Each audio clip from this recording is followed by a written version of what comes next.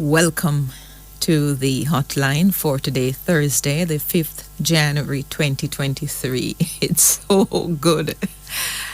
It's so good to be with you today, listeners. Happy New Year to all of you. And I wish for all of you, above everything else, health, yeah? Physical health, mental health, spiritual health, and everything else will fall in place after that. So let's try and get the orders right for 2023. I wish my Shinehead, the Y in my X and Y, all of those as well. And it's just so good to be part of a team of which you are such an integral member, DT. And thank you so much, listeners, for coming here. We know you have choices, so we're happy when you come. We're happier when you find reasons to stay. This is the hotline. I think a lot of us are often very eager to do away with an old year to ring in a new. And for whatever reason, sometimes we think and we hope that what's coming will be better than what we're leaving behind. It's not necessarily so. And that day, the turn from night to day, at the stroke of midnight, between the 31st of December and the 1st of January, that happens every single day in our lives. Every day is not December 31, changing into January 1, but every moment we get a chance to start afresh if we choose. And I think the more we appreciate the fact that where we're coming from is not necessarily worse than where we're going, is the more we will appreciate better the need to live in the moment, to make good choices, and to be happy with what we have. I heard yesterday of the passing of Professor Richard Bernal, Ambassador Bernal, former Jamaican ambassador to the United States. And when I see the reports in the paper, Ambassador Bernal, according to his work colleagues, he was in office up to 3 p.m. yesterday, laughing, talking, and planning. Didn't show any signs of ill feelings, according to some of his work colleagues. And can you imagine the devastation of his wife? We understand that he was walking with his wife, Margaret, in Norbrook. Yesterday, he reportedly collapsed. And that was it. That was it. We've had so many people dying around us. Then over little after the Christmas break, we had news of our great protocol expert, protocol consultant, Colonel Merrick Needham. I didn't even realize Merrick was 89. And I didn't even know he was ailing for some time, but we understand he died in the hospital. So we've lost these great repositories of knowledge. Just like that. Yeah, we also lost a contributor to the media landscape, Hopeton O'Connor Denny, young man who was so full of energy. He dabbled in media for a while, and then he became caller to talk shows and things like those. And, none of us knows really the time. Some of us have our near-death brushes or near-death moment. We didn't even realize it. But here we are. So if you are where you are at the moment, and if you're getting the chance to listen to me now, just be thankful. Yeah. On the other side of matters in Jamaica, we continue to see the streets flooded with the blood of our people.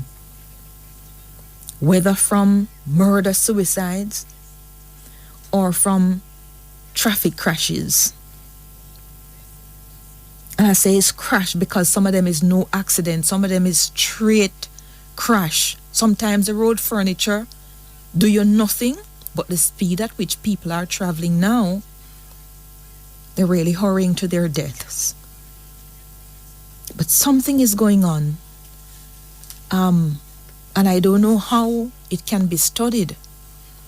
We had the report on the front page of the Gleaner yesterday of a couple married for a number of years and who were, it appears, in the process of a divorce.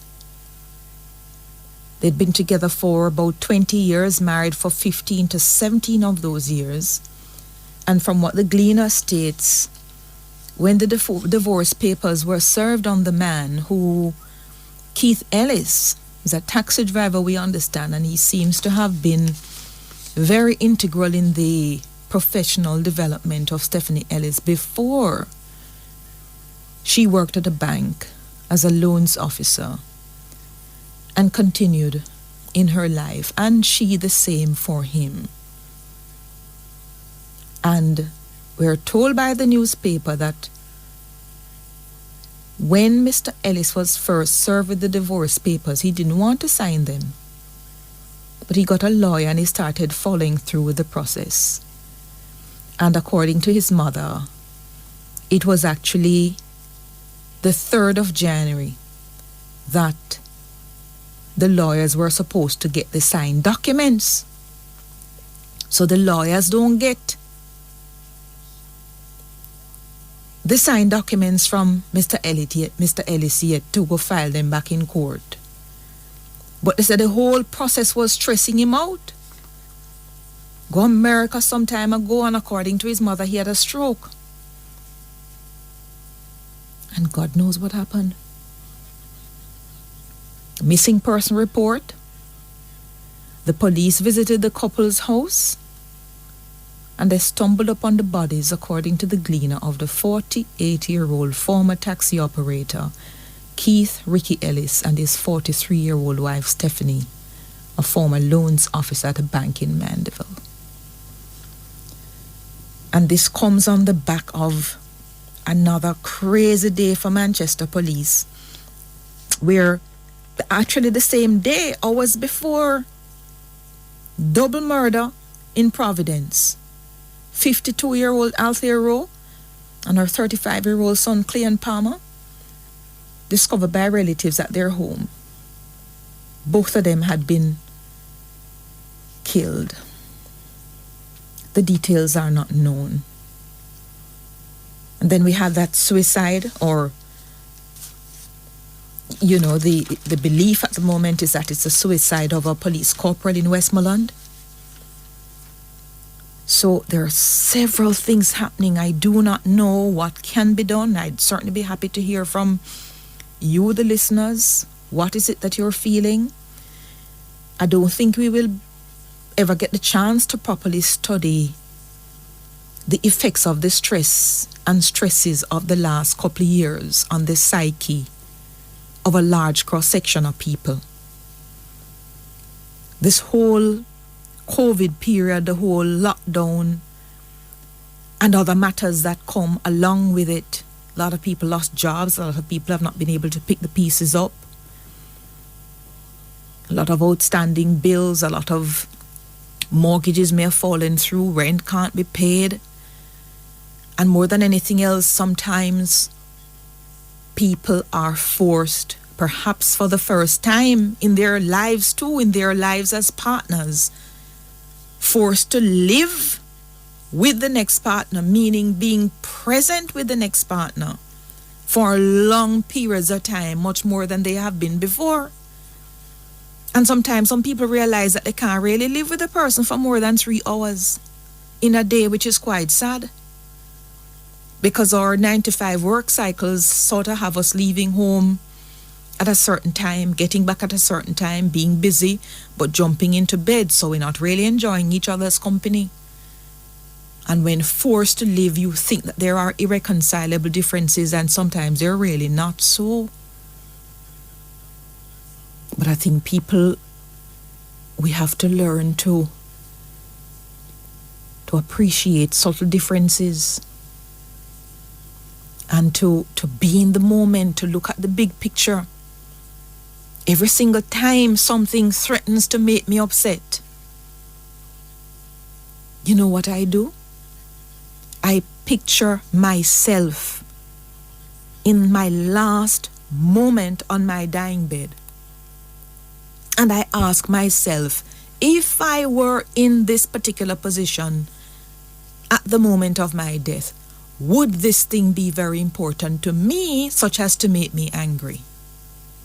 And invariably the answer is no, it's not going to be that important. So I just calm down. From whatever number I'd reach on the scale of anger, I take it back down to 0. And I think we have to find something that's going to cause us to recalibrate in every moment, because for whatever reason, we're not doing it right. Something else is going on. I think we have to begin to reassess the health of the nation. Something is wrong why so many people are having heart attacks. Something is wrong why so many people just falling and dying. I don't know what the issues are. I don't know what it is we can do better. But there are just too many stories. Outside of the ones that are killed by the gun, which is a big problem, I think generally the health of the nation is something we need to seriously have a look at. And of course, as I talk about the health of the nation, I cannot forget the financial health of the nation. We must never lose sight of that. Because we had information late last year from the finance minister, Dr. Nigel Clark, on the prospects for recession in some major economies in the world. And as a result of the internal forecasting by our local experts and the liaising with the Ministry of Finance, the Minister of Finance was able to enter into an arrangement with the International Monetary Fund, which we can draw on at a time if and when necessary. And if some of you were skeptical about what the minister was saying, then perhaps on the 3rd of January, which is a dreadful day for Jamaica, in light of the murder, suicides, the murders that we've seen across the country, the Gleaner told us on its front page again that the managing director of the IMF has warned that 2023 will be tougher than the previous year for most of the global economy, as the US, the EU, and China experience slowing growth. So about 1/3 of the world's economy expected to be in recession. And this is because the big three, US, EU, China, are slowing down simultaneously. And at the same time, we watch what is going on in China with the COVID numbers that they are reporting. So as a result of that, in October, the IMF cut its growth forecast by a whisker from 2.7 down to 2.7 down from 2.9 because of these headwinds and this unholy war that continues in Ukraine without any time in sight as to when it's going to end, continues to have all kinds of spin-off. And that is why when we see appropriate preparations being made for the storms ahead, we have to ensure that we commend and we prop up the people who are looking as far ahead as is necessary for all of our benefit. Yeah, the last matter I'm going to touch on now, because I find it increasingly challenging and difficult sometimes to manage with just some of the things that happen all around you.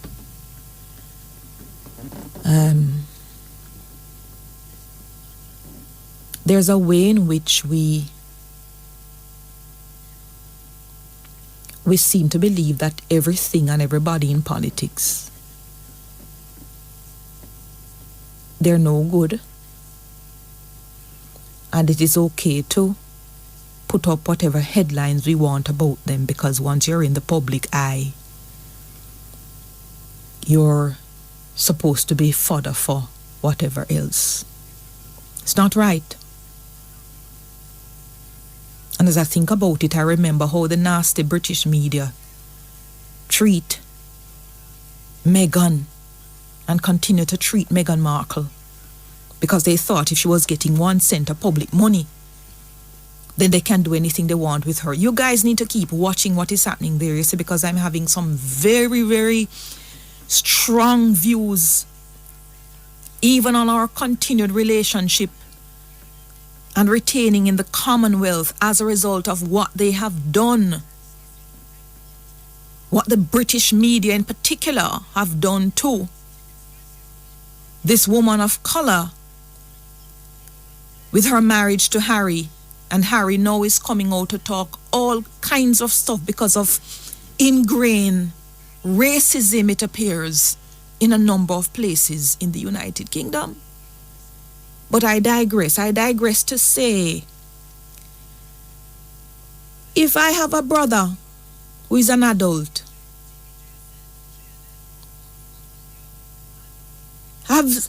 whether or not the brother living in my house is an adult who has his own criminal responsibility for whatever it is that comes to him, and even he has a presumption of innocence. If a charge is brought against the brother, do not call my name in it merely because I happen to be a member of the House of Representatives. It does nothing to sell the story. So when I see even Michael Phillips having to come out to put out a statement because his brother has been charged or held with some cocaine seizure, we cannot be dragging people into whatever associations for reasons that are not even clear to me. We have to watch the way we do things. Traditional media, we cannot do it, and we cannot follow social media into doing it. Carry the story about the man, and maybe somewhere in the body of the story, you can mention that he's brother to whatever politician, and you mention the politician name because it's not a lie. But when you go and headline the story to say that somebody was held in connection with a multi-million-dollar seizure and he is brother of a politician, there's an unsavory association you're making by that headline alone, you know. And there's no good reason for it. So I want us to think harder about the way we do what we do and the way we continue in the things we do to make it appear that the people who serve this country, that they're somehow laced with guilt and they have no reputation that is to be protected, to the point where every headline that we want to put out, no matter what the imputations are for the headline we put out, we're going to put it out anyway. Every adult must stand up on them own bottom. If he's related to the person, it don't have nothing to do with him. It just happens that that is so. Bury it in the story. It is not to become the headline. More when we come back, I hear paternity leave is actually in effect for Jamaica. I'd love to hear from the finance minister exactly how it's going to function. This is a hotline. Thank you, listeners. We're back with you on the hotline. So great having you. So we note that paternity leave with pay for fathers, well, a ridiculous thing. Can't say that. Paternity leave have to be for fathers, not true. Once you're a pa, you get paternity leave. Me pa. Did you ever say that? Me pa. Me say to me pa. Do you know that there are some people who used to call them father pa in the country, me pa? And it wasn't meant in a derogatory way or in a nasty way. Me pa. And me ma. And then you get mama. The mama sa. Pa. So paternity leave is now in effect in the public sector, and they have adoption leave for parents. I'm joining the man I believe was certainly the best performing minister for 2022 for me, Dr. Nigel Clark. Welcome, sir, to the hotline, and Happy New Year. Happy New Year to you, Emily. Yeah. I think you left out Pupa. Pupa. Yes, Pupa was there. But you know there was Pa independent of Pupa though. Yes. Yes. For sure. Me Pa. Pupa goes with Muma. Yeah. Yeah. That's true. It looks like the street talk to, Dr. Clark. Oh Lord, I was in Westmoreland with you. You may not know that or recall. I spent many years in Bluefield. Yes. Well, I know of this. And I obviously... Anyway, you didn't call me about that. No, but that's important, because when I see you go in Parliament and talk about Keisha with our whatever, with your completely street jargon, I love it. So that's really good. Yeah, I call you to talk about paternity leave now. Tell me, You say it's in effect. Yes. And it's really part of the public sector restructuring exercise that you're doing, or something independent of it? Yeah, so we took the opportunity to review the staff orders or the circulars, the conditions of service. And, in the 21st century, certainly in 2022, to have a gendered sort of leave entitlement in the way that we have it, where it was not available for fathers, we took the view that that was an anachronism that needed to be addressed. Mm-hmm. And therefore, as I had announced earlier in this year, effective January 1st, paternity leave is available in the public service, in the public sector. Tell us the conditions then. Sure. It's available to employees aged 18 above who have at least 12 months of continuous service with the public sector. The employee must provide official documentation that he is a registered father of the child, clearly, or else we would have no way of verifying that this is paternity leave that is due. And what's official documentation? He has to provide official documentation that he's a registered father of the child. That's a birth certificate? That I think birth certificate would definitely satisfy that condition. But how long after the birth of a child does the birth certificate come? That's why it says official documentation. It's why it says official documentation.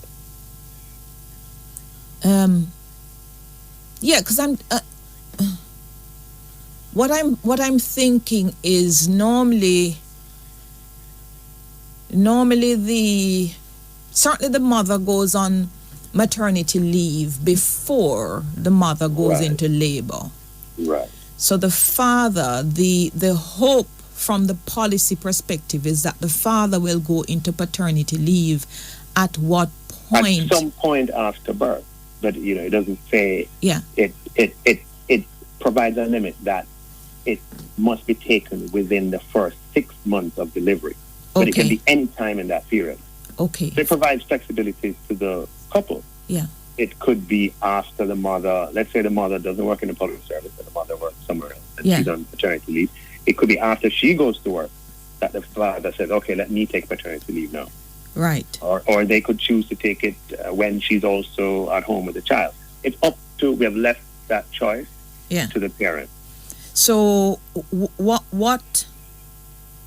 So you said the birth certificate is something that would be recognized, and some other form of official documentation. Not other. It just says must provide official documentation that he's a registered father of the child. But what other official documentation is there apart from birth certificate? I know that the birth certificate definitely satisfies this requirement. I wouldn't want to opine on what else may satisfy, but certainly the birth certificate satisfies. So this requirement that you're telling me about, is it in a regulation? Is it in a policy document, an MOU?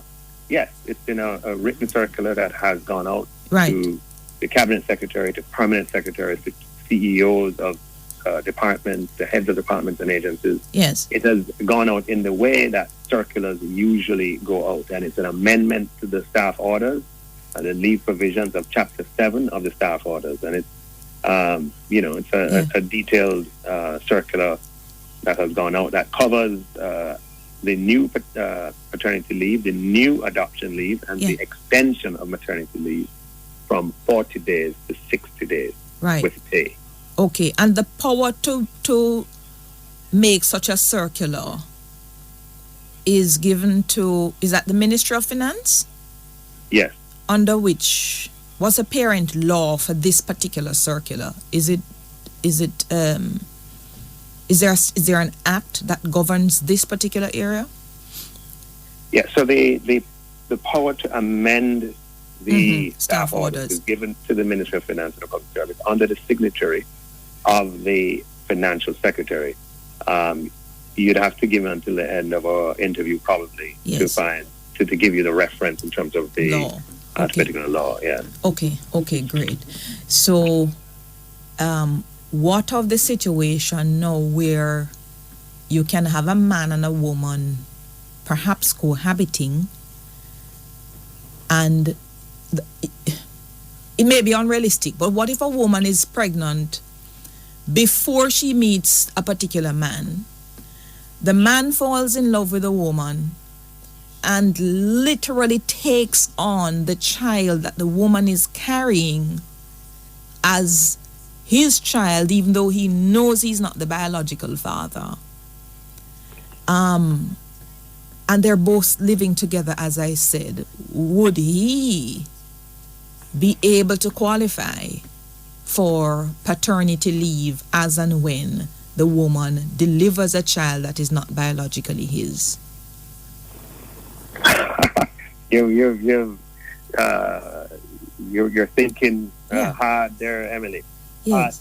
The circular simply says provide documentation, official documentation, that he is the, let me just see it here, provide official documentation that he is the registered father of the child.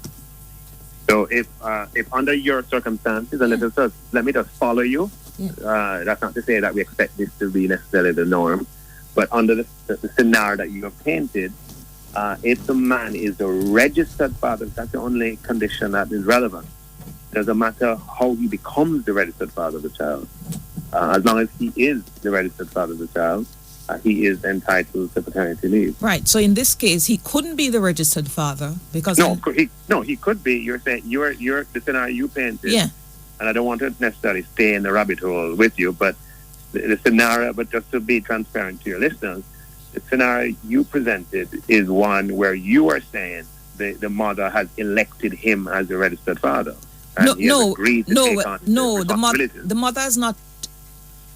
Well, the mother may not elect him because the mother may very well be. The mother is going to give the right father the child, and the child is going to have the name of the father who the mother may have met before she started cohabiting with this man who loves her, and and so forth. But that man who lives in the house with the woman who is carrying somebody else's child, he will never benefit under this particular circular stipulation from paternity leave for this child, because the woman will not be putting his name on the birth certificate as the father because he's not the biological father. You understand? Yeah, but I think you've answered your own question. So he wouldn't benefit. Okay. Yeah, it applies to persons who are the registered fathers of the child in question. Who is the registered father of the child in question? Oh. So this father in this case who doesn't live in this house can apply so long as he's over 18 and he has his 12 months of sustained working relationship in the public sector. He could apply and he could get the paternity leave for this child. Correct. It also applies to part-time employees who have worked part-time for 12 months and who have done at least 18 hours per week. So part-time, we have cases of part-time employees. Yeah.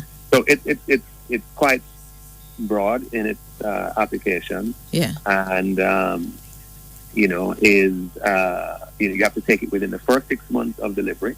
Yeah. And in the downside and very unfortunate scenario of a stillbirth, a paternity leave is still allowable. Right? So you still can qualify because you can understand, as we can all understand, those are very emotional circumstances, and parents, sort of partners may benefit from the time together. Okay, so how many are there limits to the leave entitlement in a year? In a year, not overall. There's limits to the leave entitlement overall, just as with females. I mean, for paternity leave, there are limits on the number of occasions on which you can qualify for paternity leave in the public service. Mm-hmm. What's that limit? I believe that limit is 3. 3. So there's not a limit in the number. Can you get the 3 in 1 year? Why, you're just interested in certain kind of scenarios. No, those are the things that come in my mind, so I have to ask you. Well, there's nothing that precludes that. There's nothing that precludes that.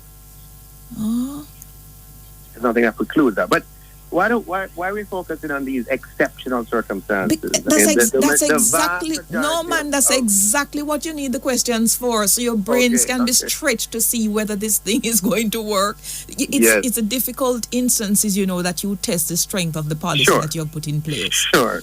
Yeah? I appreciate your question. Yeah. So there's nothing that precludes the timing or of when the paternity leave is taken. Mm-hmm. The limit is however 3, so you can't take it more than 3 times in your lifetime. In your employment lifetime, in your over 18 employment lifetime. Correct. And when you say 12 continuous months, let's say you are. When we talk about public sector, just tell me. So no private enterprise at the moment. Private enterprises are not compelled to put this paternity regime in place? No. This is an amendment to the staff orders of the public service. And so this only applies to the public sector. Mm-hmm. And we're leading by example. There are private entities that have elected to do so, but leading by example and putting this policy in place for the public service and, differentiating the public service. The public service is, we want to be seen as an employer of choice. It may not always offer the best salaries, but the terms and the conditions of service, we're trying to make it more attractive so we can, continue to attract and retain the talent that we need to run the public bureaucracy. What's the magic with the 12 continuous months requirement? The magic is you have to qualify. I mean, we want, I think from a taxpayer perspective, you would want to ensure that there is some level of commitment to the public service. That 12-month continuous service applies to mothers as well. That's borrowed from what already exists for maternity leave. Yes. Okay. And then the period you say that they'd get, that's 20 working days with 20 pay? working days with pay. And they can take it at any time during the first 6 months of the child's life. And it's 5 working days make a week? 5 working days make a week, so it's 4 weeks? Correct. Okay, and in the first 6 months. So have the processes been put in place for what the prospective paternity leave applicant needs to do what paperwork? Are there going to be forms that are standard across the various departments and agencies for them to fill out to be considered for this leave? It would be just similar to what obtained for other kinds of departmental leave, right? So what we're adjusting here is Chapter 7 in the staff orders, which deals with leave provisions. And there are various types. You have medical leave, you have different types of leave. Yeah. And the same procedures. You would, make the facts known to your particular HR officer. Yeah. Who would sign off on the leave entitlement as long as the circumstances accord with what is in the circular. Right. And then if you get the paternity leave, are there other kinds of leave that you are precluded from getting in the year when you get the paternity leave? No. This does not affect any other leave entitlement. Yeah. Okay. And I understand, I saw a response from, I think, Lambert Brown saying the unions have been quite integral to the signing off on this policy. We work in partnership. This is a matter that we discussed. It didn't take much of a discussion, however, but it is a matter that we did discuss, and prior to sending the circular out to make it effective, we would have provided, I believe, the head of the confederation with an advance copy. So we work in partnership with unions, but this is not a matter that needed much of a discussion. Okay, and now I'm just wondering the position of the person who is getting the paternity leave, which will remain, I suppose, unoccupied for 4 weeks while the person is out, and the public service pays that individual. Have you any projection as to the financial impact it's going to have on the budgets overall to allow this leave to materialize? No, repeat that, please. The financial impact. Have you calculated it for the 4 weeks that a father is out, similarly to for the times that a mother is out, for example, and somebody may have to step in to fill the position? Do you have any idea as to what the overall cost? Any sort of calculation would be making assumptions that may or may not be culturally appropriate. Any new policy, such as the policy can say what it says, person's disposition to actually take it up. We will have to see what experience shows. You know what I mean? So, we can make estimates about the number of children born to public officers on an annual basis and so on. But you'd have to assume what unlike the mother, where it is necessary to take maternity. But even in that case, I don't know. Certainly in the private sector, I've seen mothers, take varying lengths of maternity leave. Right? They differ in how much they want to take. Yeah. One would have to make assumptions as to what the particular choice of men are going to be, and we kind of wait to see. But suffice to say that we believe that we can accommodate. Right. The time chosen was chosen to be such that we can accommodate the adjustment. What if the mother and the father work for the same work for the department? government? Yeah, even in the same department, can they each get their respective leave simultaneously? There's nothing that restricts their leave entitlement by virtue of where they work in the public service. So as long as you're in the public service, these are your entitlements. And so if the scenario that you're asking about, if there's a scenario where a mother and father both work in the public service, then yes, they both qualify. At the same time, can the mother get her 3 months maternity leave or whatever it is, and the father, perhaps the last month of that paternity leave, would get... okay. Yes, right. Absolutely. And can the father also get the paternity leave continuous with any other leave to which he is entitled? So let's say there is some vacation leave. Vacation, right, or bereavement. You lose a parent or whatever, and you have an entitlement to, say, 3 weeks. Can you tag them on, even though one wouldn't know when somebody would die, but if you are on paternity leave and somebody dies, can you sort of get that other leave continuous with the paternity leave? Well, there's a provision that we have in there that says that if additional time is needed after the expiration of paternity leave, approval may be granted for the utilization of vacation leave to which the employee is entitled. So you could, let's say you didn't plan to take it. You have vacation leave, it's your entitlement, so you can take vacation leave as long as you give the right notice and the proper provisions and a prerequisite for taking vacation leave are satisfied, then you can use it, right? If you didn't plan to use it and you're on your paternity leave and there is need for you to stay on paternity leave a little longer, then approval may be granted at that time to utilize some of your available vacation leave for up to an additional 10 working days. Yeah. Right. Interesting. Anything else you think we need to know? Yes. You're talking about that adoption leave is new as well. Yes. We've never had adoption leave in the public service. And this policy we're putting in place the policy is a family-oriented policy of the family unit is the core of society. And we want to strengthen family bonds in a society. Certainly here we're talking about the public service. Giving fathers the time to bond with their newborn children. Hold on a second, because is there any stipulation that the paternity leave that you give the man, he must literally use it spending time with the child? Is there any such stipulation? You really went to law school, didn't you?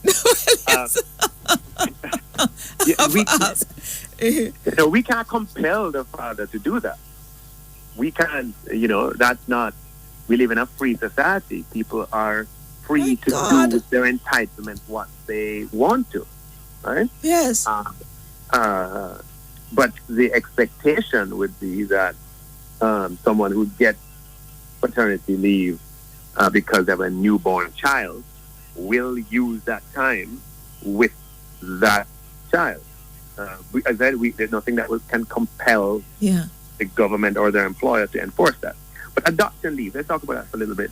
Adoption leave, we have a situation where people do adopt children in Jamaica. Members of the public service do adopt children. And today, you adopt a child. You adopt a 3-month-old, a 6-month-old, a 2-year-old.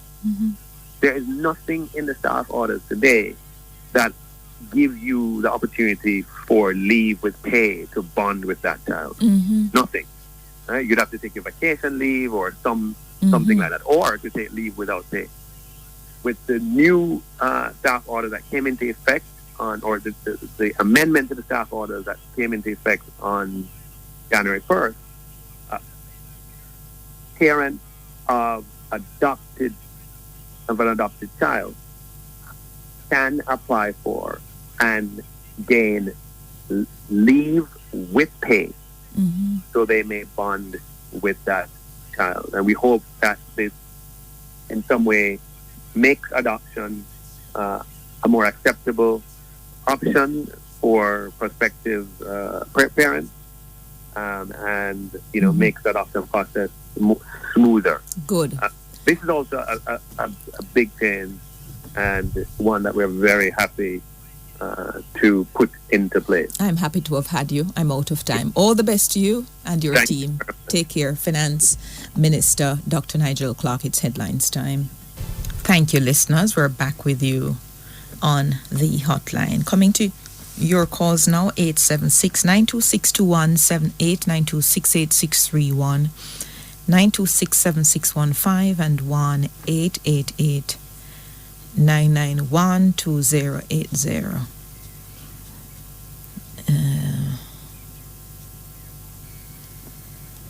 876-926-2178. Morning. So sorry about that. 7615. Good morning.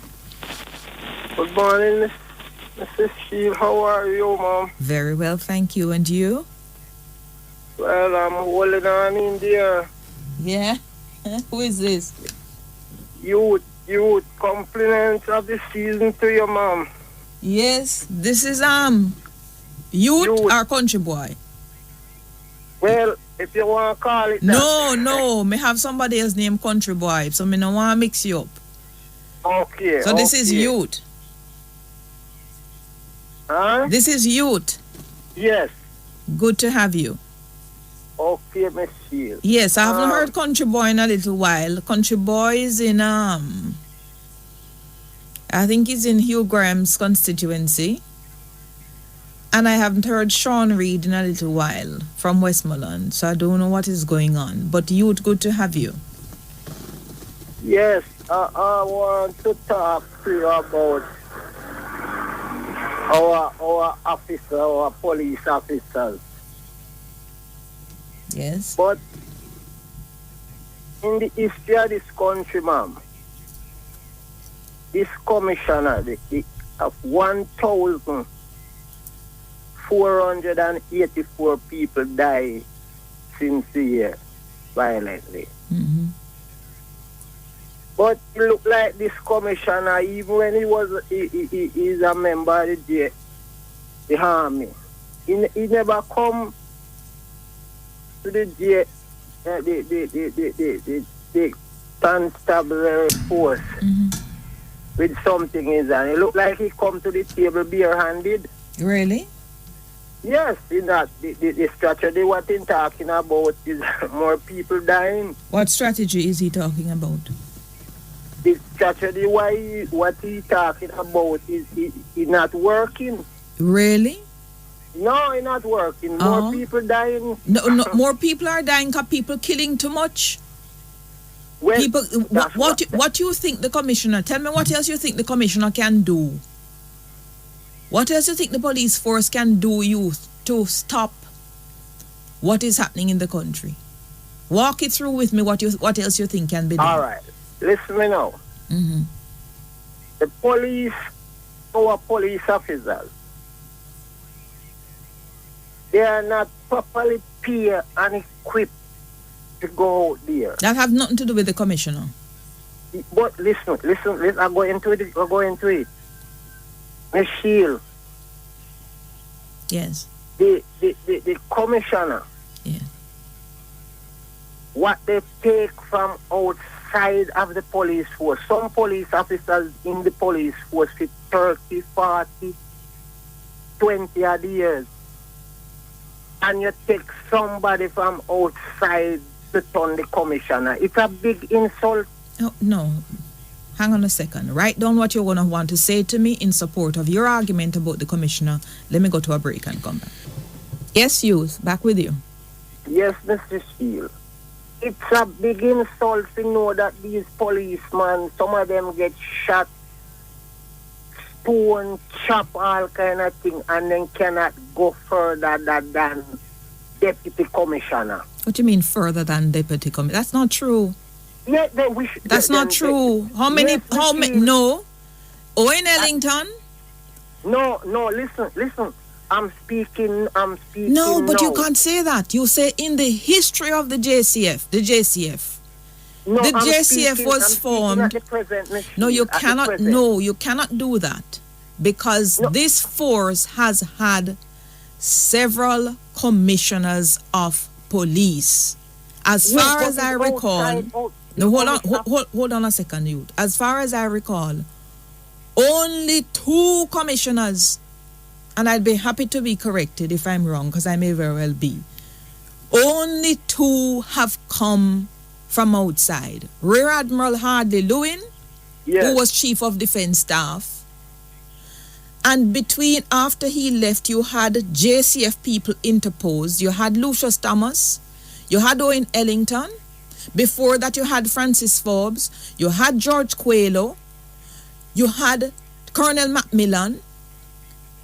Colonel Macmillan came from the JDF. 3 I can think of who came from outside. Every other one in the recent history of the constabulary force have been people who rose through the ranks to become commissioner. And the crime problem has continued. So make another argument. It's getting worse now, Miss Hill. Because it's not about the commissioner. Give back to the GF, the police. Let them pick for these people going in with qualification. Let them have. You must can find one inside there but to that's make not, them be the commissioner of police, Miss Hill. If you think the problem with the crime is dependent on who the commissioner is, then I don't think you're assessing the problem correctly. I'm assessing it, Miss Hill. Listen me. Yes. From where we see this thing start to go down. From when? After they start to bring in the commissioners, outside, and more people start to die. Rubbish. No, Michelle, no. The crime took a turn in this country from in the 70s, such as when them bring in gun court. In the 70s, at that time, I think it was Basil Robinson, a man from inside the force. You never get any colonel. The first time in recent history that you had an army man coming in was in the 90s, early 90s, when you had Colonel Trevor Macmillan, by which time the crime problem was with us for over 20 years. So that's not where it started, so don't get it twisted. You had Francis Forbes, you had Lucius Thomas, and then you had Rear Admiral. Yes. And so the problem is not with who the commissioner is. The problem is that it's a crime-ridden society. I agree with you on the issue regarding pay, but that's not a matter for the commissioner. It's a matter that goes back to the state of the economy that I've been trying to preach to make us understand why, if we don't continue with the strong macroeconomic variables, and if we don't ensure that every finance minister we get have good sense like Dr. Nigel Clark, but it doesn't have to be Dr. Nigel Clark. If we don't ensure that there is cross-party agreement on where we need to go with the economy, then we won't be able to pay our public sector workers properly. That's one. Two, with investigative capacity. Michelle, go ahead. You don't believe it's an insult to these officers' work from down there coming right up in the ranks, and then you take somebody from outside to put here. No, I don't believe it's an insult. Do you know why? Yes. It's not a long service award. It's not a process where people apply. You apply, you go before the Police Service Commission, you're interviewed. So if you think you rose through the ranks and you can make the grade to graduate from a superintendent to being a commissioner of police by leapfrogging, go and make your case before the Police Service Commission so you can be shortlisted for the post. And this man went through the procedure at the time when the vacancy came up, and he was selected by the Police Service Commission. Yes, it's selected by them, but I tell you, it is not pleasant within the police force. They're not coming out content that, but it is not pleasant. No, but the unpleasantries don't have anything to do with the commissioner. It has to do with the working conditions, which go back to the issues that I mentioned. But I discussing this with many officers, know some of them. Like, let them call me and tell me what is the problem they have with the commissioner, because I'm not hearing it from you. You feel, but they're not doing that. No, but them fear of maybe losing their job. Rubbish. Rubbish. It's not like first time. You know, when I was on the radio back in the days, youth? Yes. When you pick up the phone and say you call a superintendent tell you them can't talk. They have to get approval from DCP so-and-so before they come on. No, every jack man a talk out of them mouth and then afraid. So not a soul have any fear that they will be whatever. The only man I hear with him there, what? If I'm not hearing the commissioner voice, all I hear him talking about structure, there are more people dead. The chairman of the police federation, he He talking now more upfront. Because he's representing his union. That's right. No, but that yes, is but no, what I'm saying is that is his role. He's literally representing a union, rank and file members. So he's talking about issues that affect them. And those issues that affect them to do with the conditions of work, the number of hours worked, the uniform allowance, the pay, the increasing capacity that they need, all of those matters are matters properly within his purview to lobby government for. I agree with you, Ms. Shield. Yes. I agree, but this commissioner is not all he talking, the strategy, what he comes to the table with not working. What is the strategy in come with that's not working? This is something what he's talking about next year it's going to go down and the crime will be this and then coming with that. That's not working. Let me ask you something. What do you think your role is in making... My role? Yes. My role as a citizen. If I see something weird, I know it is not in line with the Constitution or danger to any citizen, then I supposed to talk about it. Talk about it where?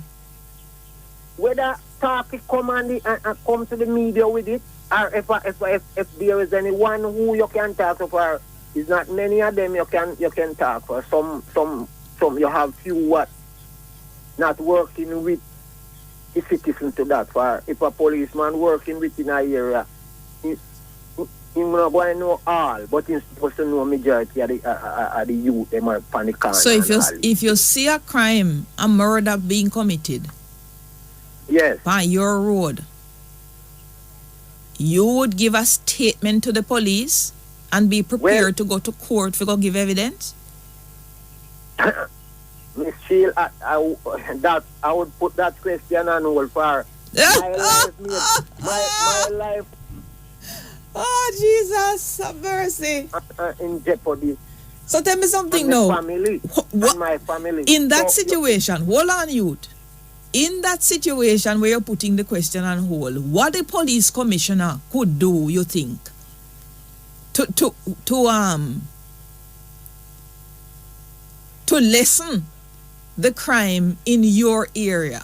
If quite a few people on your street are dead, because people are walk and murder them, and you see one of the murders and you want to put on hold whether you're going to give statement to the police and go to court to go give evidence, what the commissioner must do?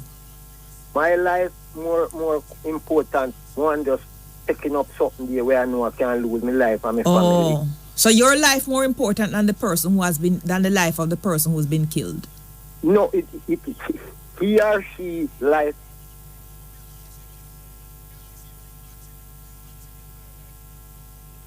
He or she life what?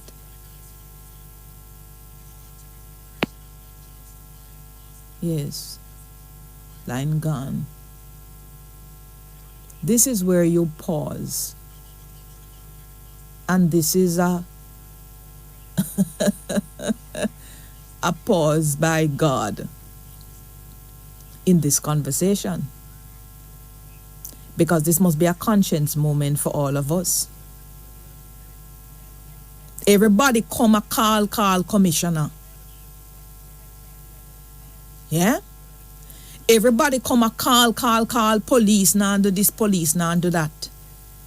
And every single time I've asked this question and drilled down, what do you think your role is? If you were to see something, what would you do? And the thing that can cause a change in our circumstances, we have to pause on the answer. And even when we do answer, we take ourselves out of the solution because for we life more important than the next person whose life has been taken. You see how life stay? And you come here to blame the commissioner? We have to get our arguments right, youth. You need to sit down and reflect on these things.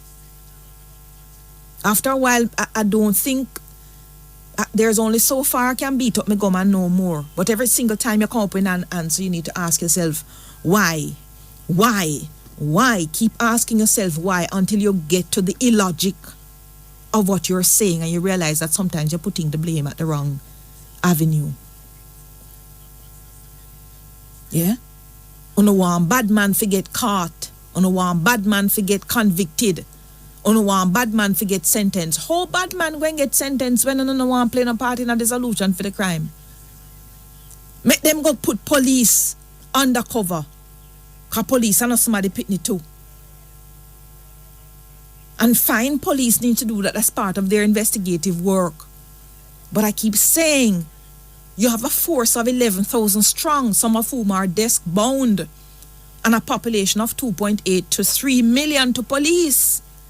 Why on earth do the 2.8, 2.7 plus million of us want to completely throw our hands in the air and sit down and expect the 8,000 police to go undercover for our own safety and we want to do nothing? How can that be fair? If we don't think there's any more tool in the toolbox that this force is not using, you make a sad mistake. The one I keep saying that they need to do more of, and that is policy, is the use of CCTVs. And I need to reach out to Matty Samuda to see where we are with the build out.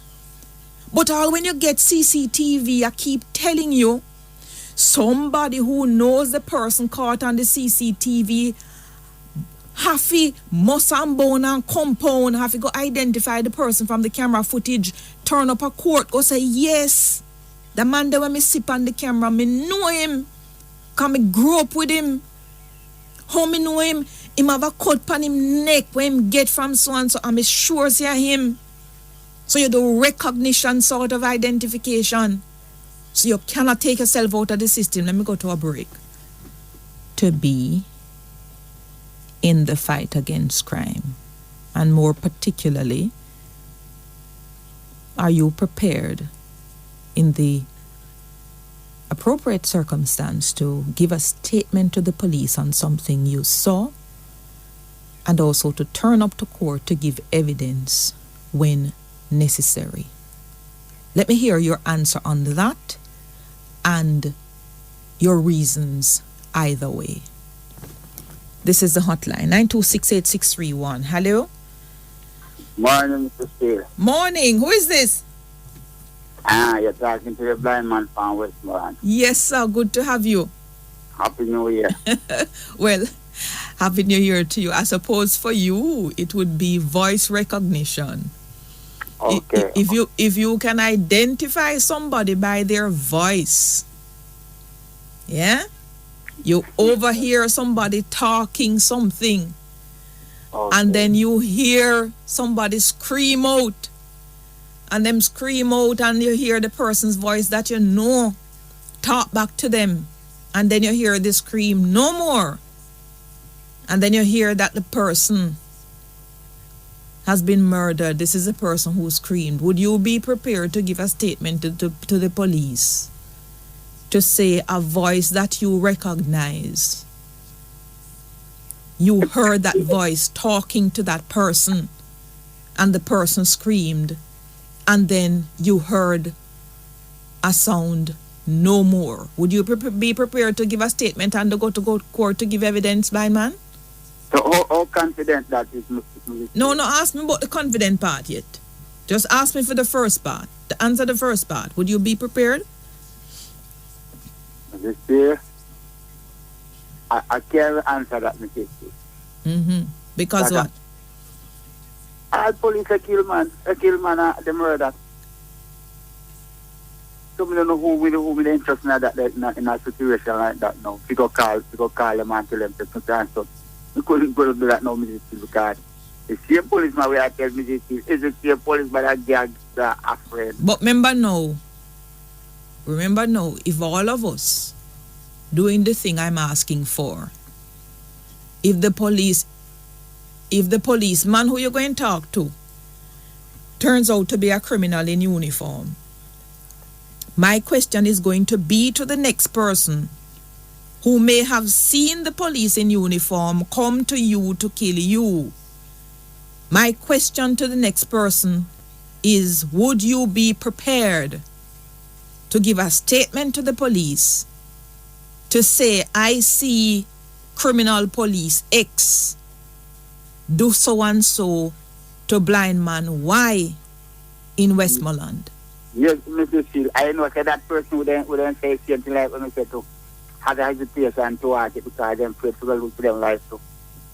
So you don't know that there are several cases of murder here where people have been convicted on the basis of people turning up to court and giving evidence against the accused, and them person they're still alive. Yes, I heard many of that, Mr. Steele. But the can't if it's still look when he pushing gun people jump off or run or do anything. So, yes. Exactly. Yes. Eh? In the case of them definitely, I can't see you when you come at me. So listen to me now, Mr. Steele. All right, we divert now. No, you don't want to stay upon that anymore. No, yeah, but maybe credit with a shot. All right, tell me what you call for now, because you stay on it long enough. But I want everybody to answer that question for me, because I want to better understand how we can be part of this. Go ahead, blind man. Anyway, Mr. Steele, I would like to get in touch with the PMC leader, Mark Bolden. Why? I need to speak to him because from them time that I sign up to get a disability money, and I apply for it, and I don't get it. But I wonder if some of the time when I'm checking him, if they find say they vote for a different party if they have no interest to help you or something. I've never had that complaint from anybody who has signed up, and in fact, I put your number on specifically to the minister. Yeah. Didn't the minister call you, say? Yeah, but what the minister said is do not my name in the system. And when I call the disability council, they say them to when me apply for the money, so I don't understand how that. But so you want Mark Golding to call you? Yes, because DP have my number. My name RGR to me not get DP no number. I don't tell the blind man. And you think the thing may be related to politics? Well, me don't wonder because because family grew up at certain politics me lean to. So me consider if that reach me. But because I not push out no effort because if so you beg me hard say because go and sign up with them, they will benefit and all. No, and okay, what I beg. I spoke to the lady at the Labour Ministry thing. She did all she could to, and reported back to me, and I specifically passed on your number to the minister, so I don't understand the delay. We will certainly pass your number to Mark Golding and you'll let us know what comes out of it. Okay. Thank you for the call. Take care. Oh. This is the hotline 2178. Sorry about that. 7615. Sorry about that. Toll free. Hello. Hello. The line's a bit bad. Morning. Buster? Yes, ma'am. Don't know what happened to the line. I'm not hearing you so well. No, hold on. I'm not hearing you so well, Buster. I don't know if you're calling from a landline? That's correct, ma'am. No, the sound is a bit squeaky. Is a landline you have? Yes. Will you hear me better? See if you fold under the cord on the mouthpiece and see if it talk now. Yes. Will you hear me better now? No. Try back. I can't hear you without great interference. I'm so sorry. 8631. Hello. All right, 7615. Hi, 7615. Morning. Hi, 7615. I'm with you. Yes, sure. Good morning. I was listening. I heard and listening to you. Yes. Who am I talking to? Yes, I'm talking to Diane. Diane?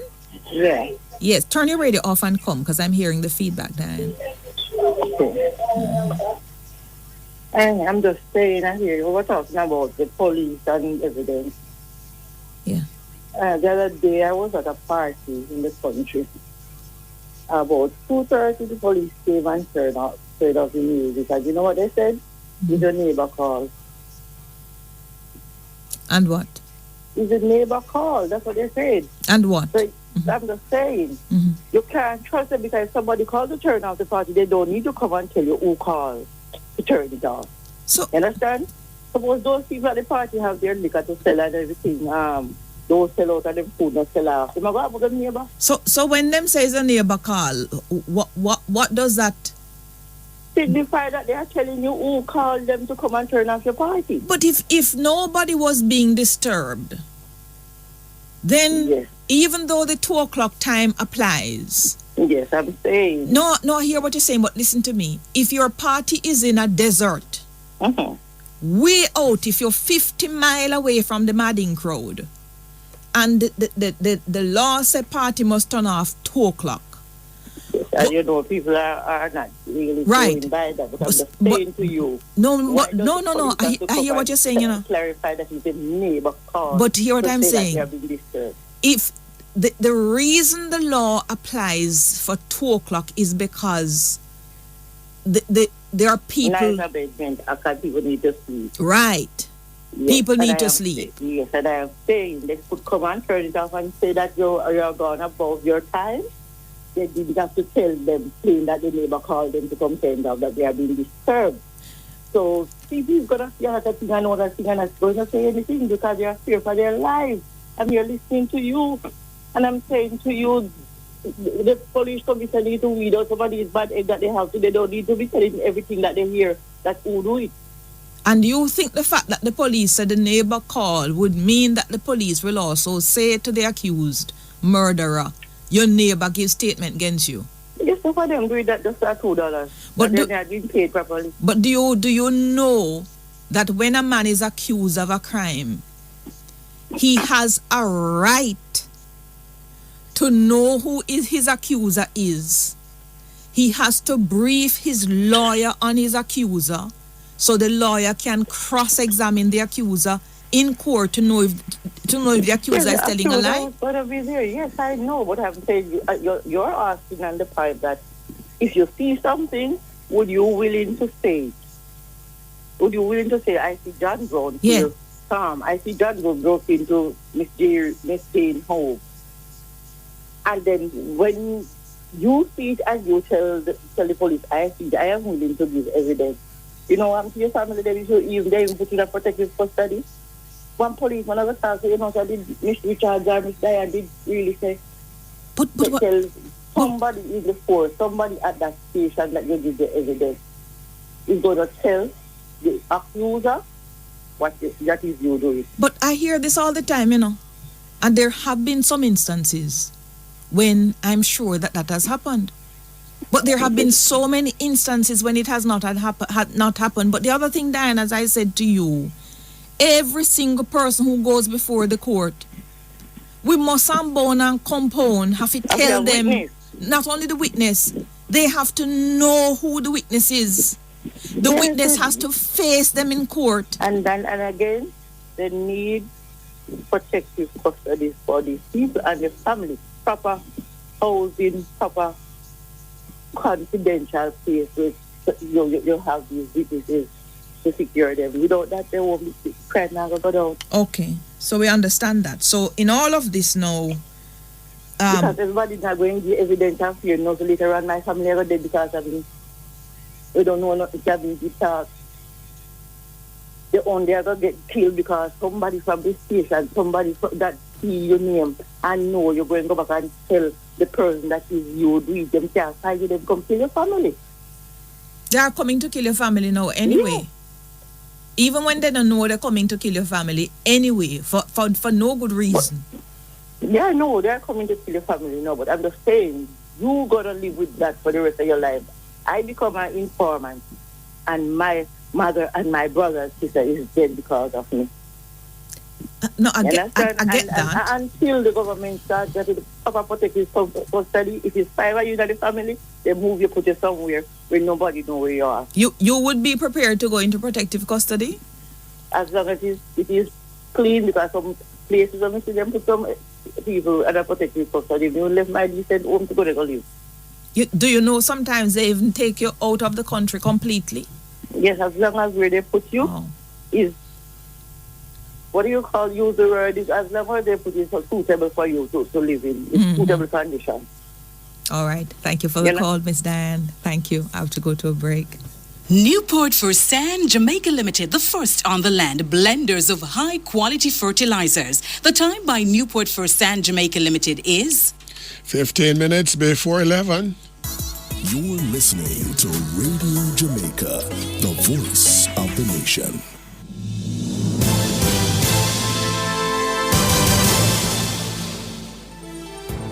You're now listening to Emily Shields Talk with Substance on Hotline. Radio Jamaica, active for the good of our nation.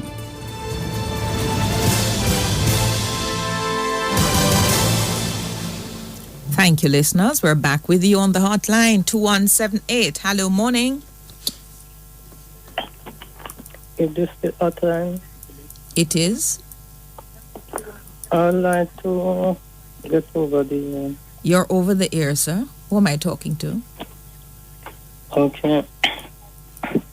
I am Desmond Diaz, the resident of... No, you don't have to give me all that detail. Desmond? Yeah. Mm-hmm.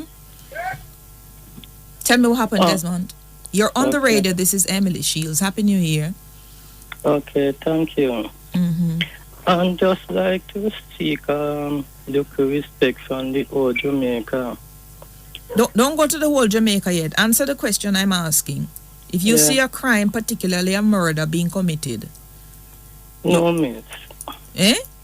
No, miss. No, miss what? No, I don't see any crime or any murder. If you see it, Desmond, you would have give a statement to the police on who you see do it? I'm not sure. Why? Because I'm not sure if I would be able to give it. But I am just calling on a matter that is affecting me. And I'm trying to tell people not to do me certain things, but I cannot seem to get through to them. Some people is provoking me and in a matter of way that they are not supposed to. And I know that it is not, that is respect they don't have for me while they are doing it. What are they doing to you? At this moment, I don't want to describe it. How can I help you then? How can I help you? Yes.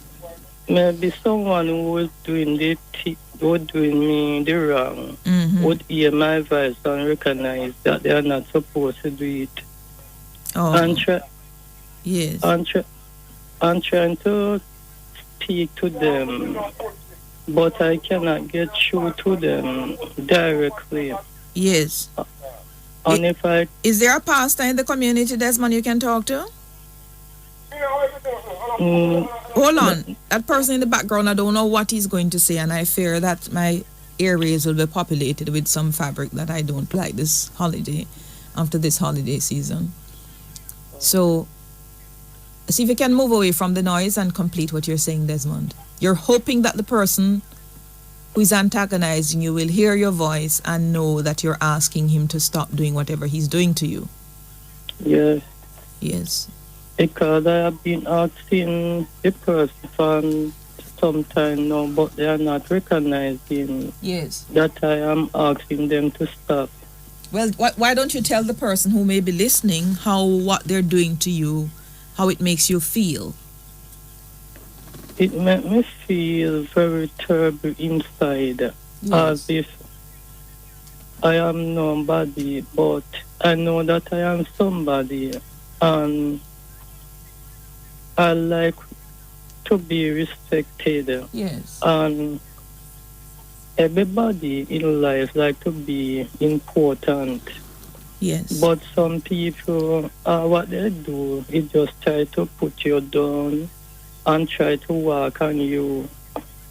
And if you call to the person and said, Mr. or Sir, what you just did to me is not right. Mr. or Sir, please do not do it again. It is as if what you're saying just go through 1 year and come back out through the other years. So you cannot tell the person face to face. And sometimes you try many times. You're hurting me, sir. You're hurting me, miss. You're hurting me, sir. You're hurting me, miss.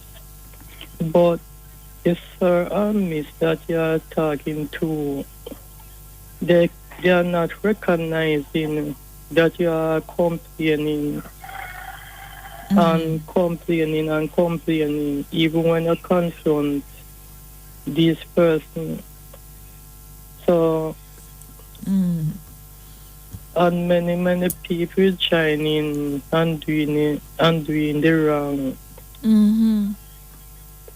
I understand. Yeah. But I hope they're listening.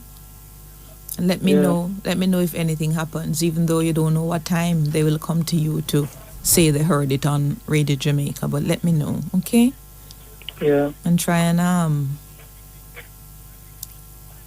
and not allow yourself to feel low about you because of what other people say. Yes, okay. Try and build up your own strength of character. That no matter what people say about you, you are going to know that you're special, that you're wonderful, that you're a delight to be around, and anybody who doesn't see it that way, something is wrong with their vision. Yeah, and if you forget that, you go look at a mirror and you tell yourself that in the mirror. Okay?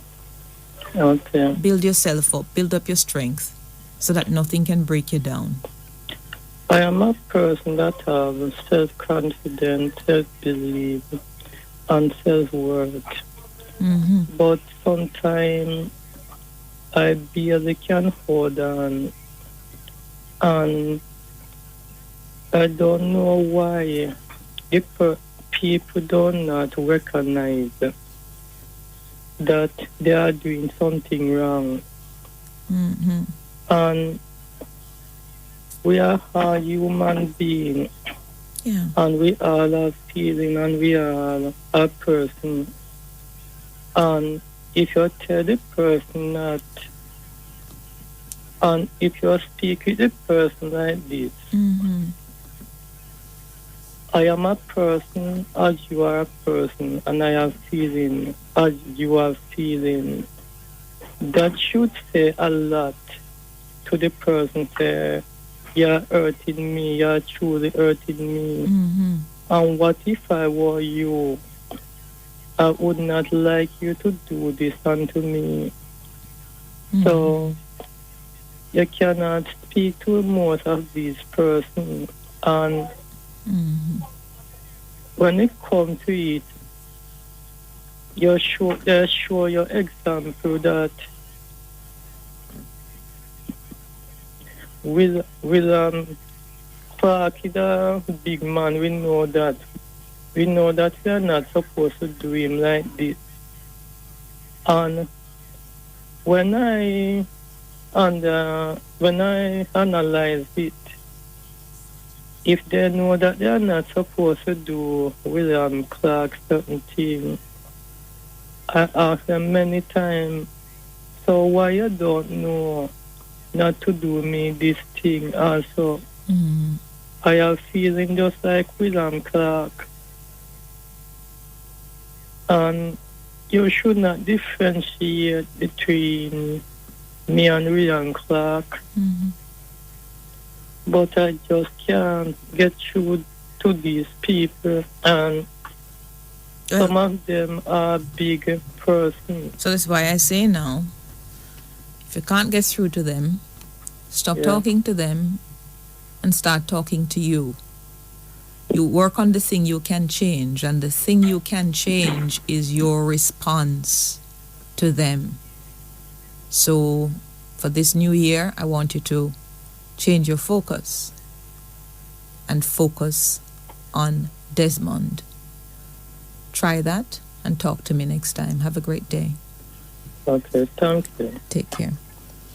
926-7615. Hello? Hello? 7615, are you there? Not hearing you. Toll free, I'm with you. Walking shop. Glad to hear you up on the next side at 20 something, you know.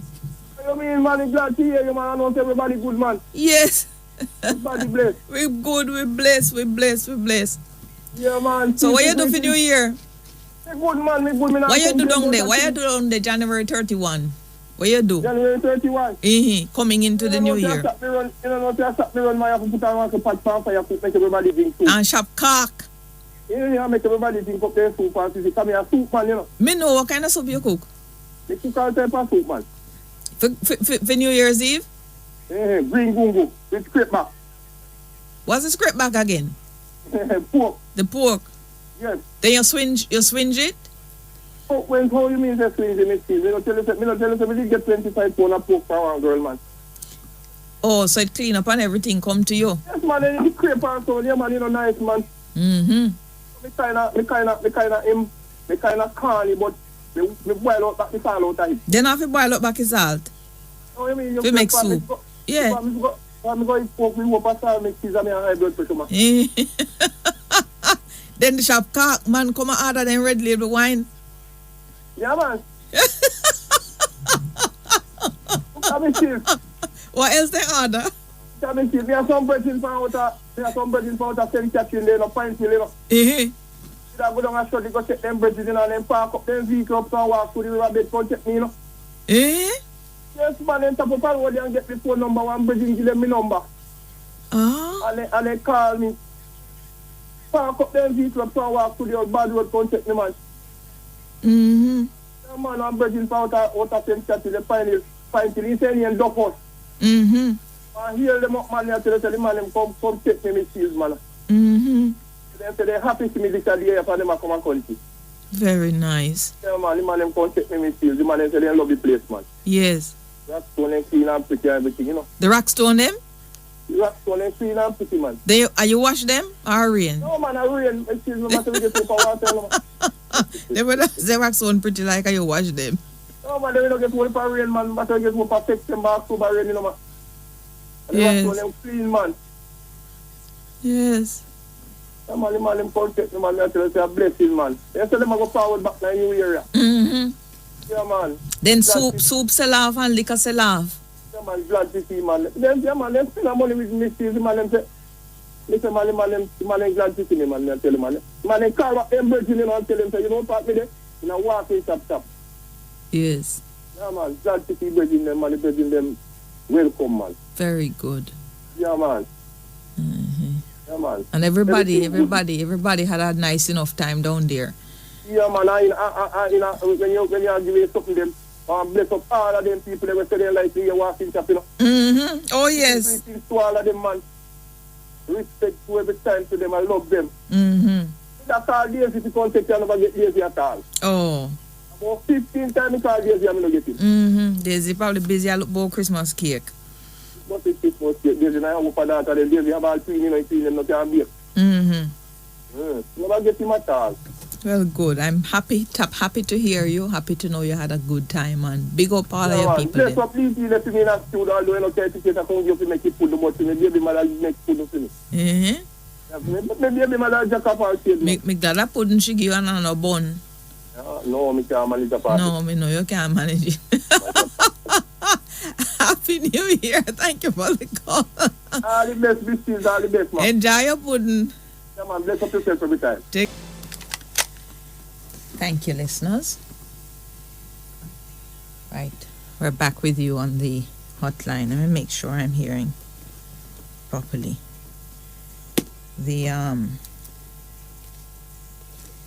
there's a bit of an interesting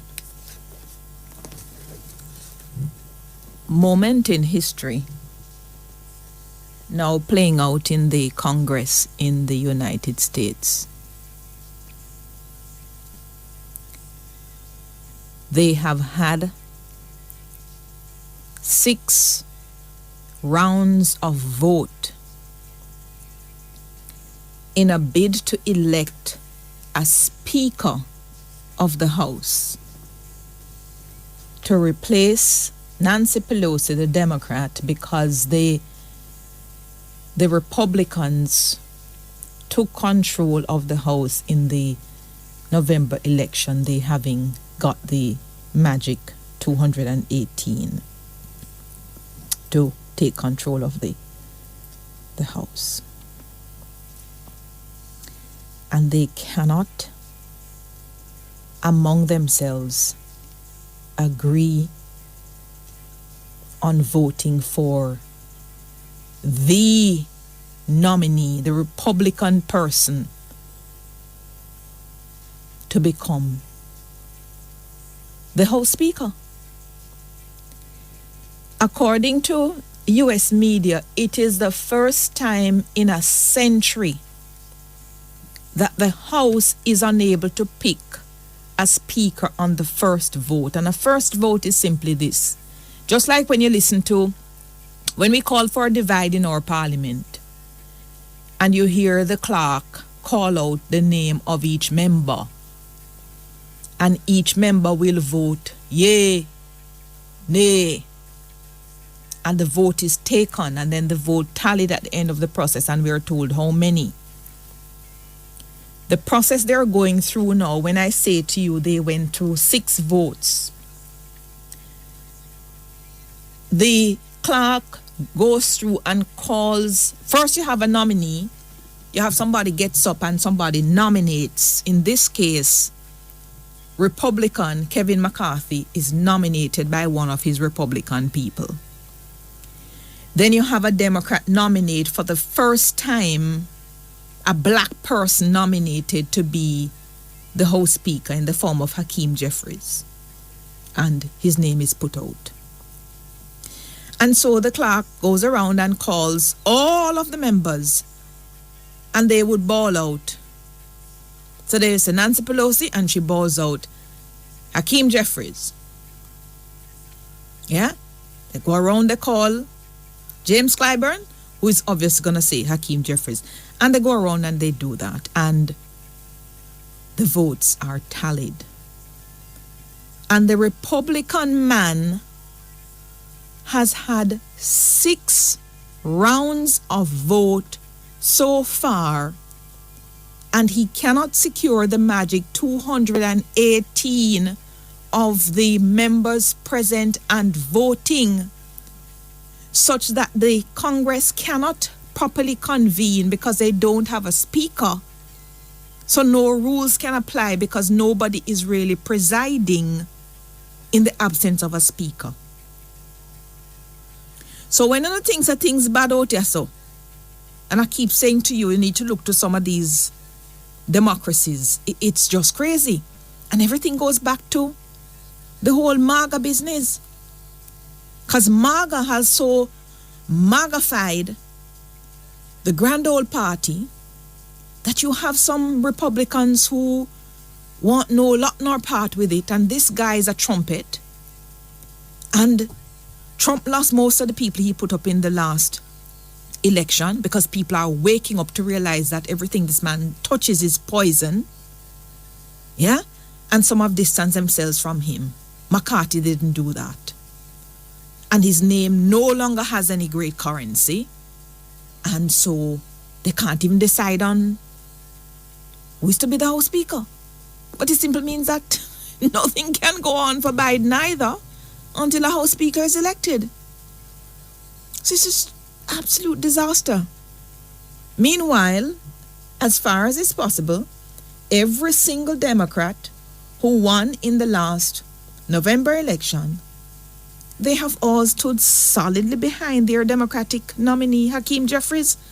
The man who for the first time in history, a black man is nominated for this position. Crazy, crazy times, I tell you. We watch it with interest. So we'll see if they're going to take a 7th vote. Because I understand back in the 1800s, it took weeks upon weeks for the speaker to be decided because of this sort of divide. But they've not had this sort of divide since that time. Even Nancy Pelosi, who thought she was going to have a hard time, she got the vote for House Speaker on the first vote. And she was an absolutely brilliant speaker who was able to get vote across party lines on some serious bills. So Biden has done extremely well with his legislative agenda. Kudos to Nancy Pelosi.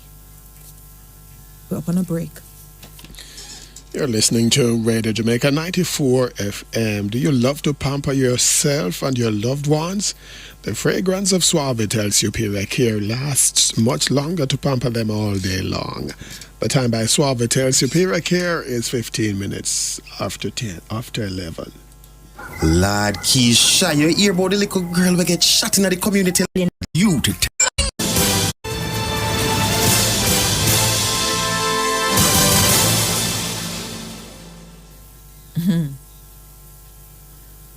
Well, we watch to see. We continue here on the hotline. 876-926-2178. I come read time now. In there. Hello, good morning. Morning. How are you, Miss Shields? Very well, thank you. Hi, who is this? Call me Julie Mango. Come here, I want Julie Mango tree. Them not beer. No, just Blossom. Just Blossom. Well, let me call you Blossom then, no? Then I say it, I will go. Yes, sir. Come in, Blossom. Yes. Mm-hmm. So when me calling about now, Miss Sheila, I noticed that 2018, 2019, we have the ban on styrofoam and plastic and all those things. What do you call it, styrofoam? What do you want to call it? Mm-hmm. And styrofoam. Mm-hmm. Yes. And the plastic bag and the things in. But I see them carrying a plastic now. It come like a worse than the one before. Mm-hmm. All over the holidays. You see them have them fish fry and them cook out. Mm-hmm. And then you see the place lit all out over the place with this plastic bag. Oh, I didn't see that. What a shame. I bought over a place and you go buy food now, you know. Then get in one plastic, it's coming like a plastic bottle them now. Mm-hmm. So it's worse than before. Wow. Yeah. I didn't see that. That's so sad though. Because I think people need to understand the reason for the ban. It's not for them to find some alternative that the law doesn't capture. But to understand the essence. Yes. So I want you to check out what's going on. Find out from the minister, from them, what them going to do about this thing. Yeah. Because this is worse than before right now. Tell me what you understand. Tell me what you understand the plastic to do. What harm you understand the plastic to do?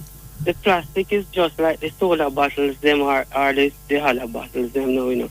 So as soon as you have a rain, mm-hmm. the drains are going to block up mm-hmm. because they're not going to decay fast, you know. So it's going to be worse than before. And what else can happen? So yes, it's going to block up the drains, which can cause flooding. But what else you understand? What's the other big impact? Yes. The environment is going to be damaged. And what else? Significantly. What else? What else? How does it impact our food, you think? Well, you know, that is another one. Tell me how. Huh? Tell me how. When we have flooding, the farm is going to be damaged. Everything is going to be out. Let me tell you something you haven't thought about. Right. You see this plastic when it goes into the sea? Oh, yeah. It doesn't break down. Takes over 50 years, they say.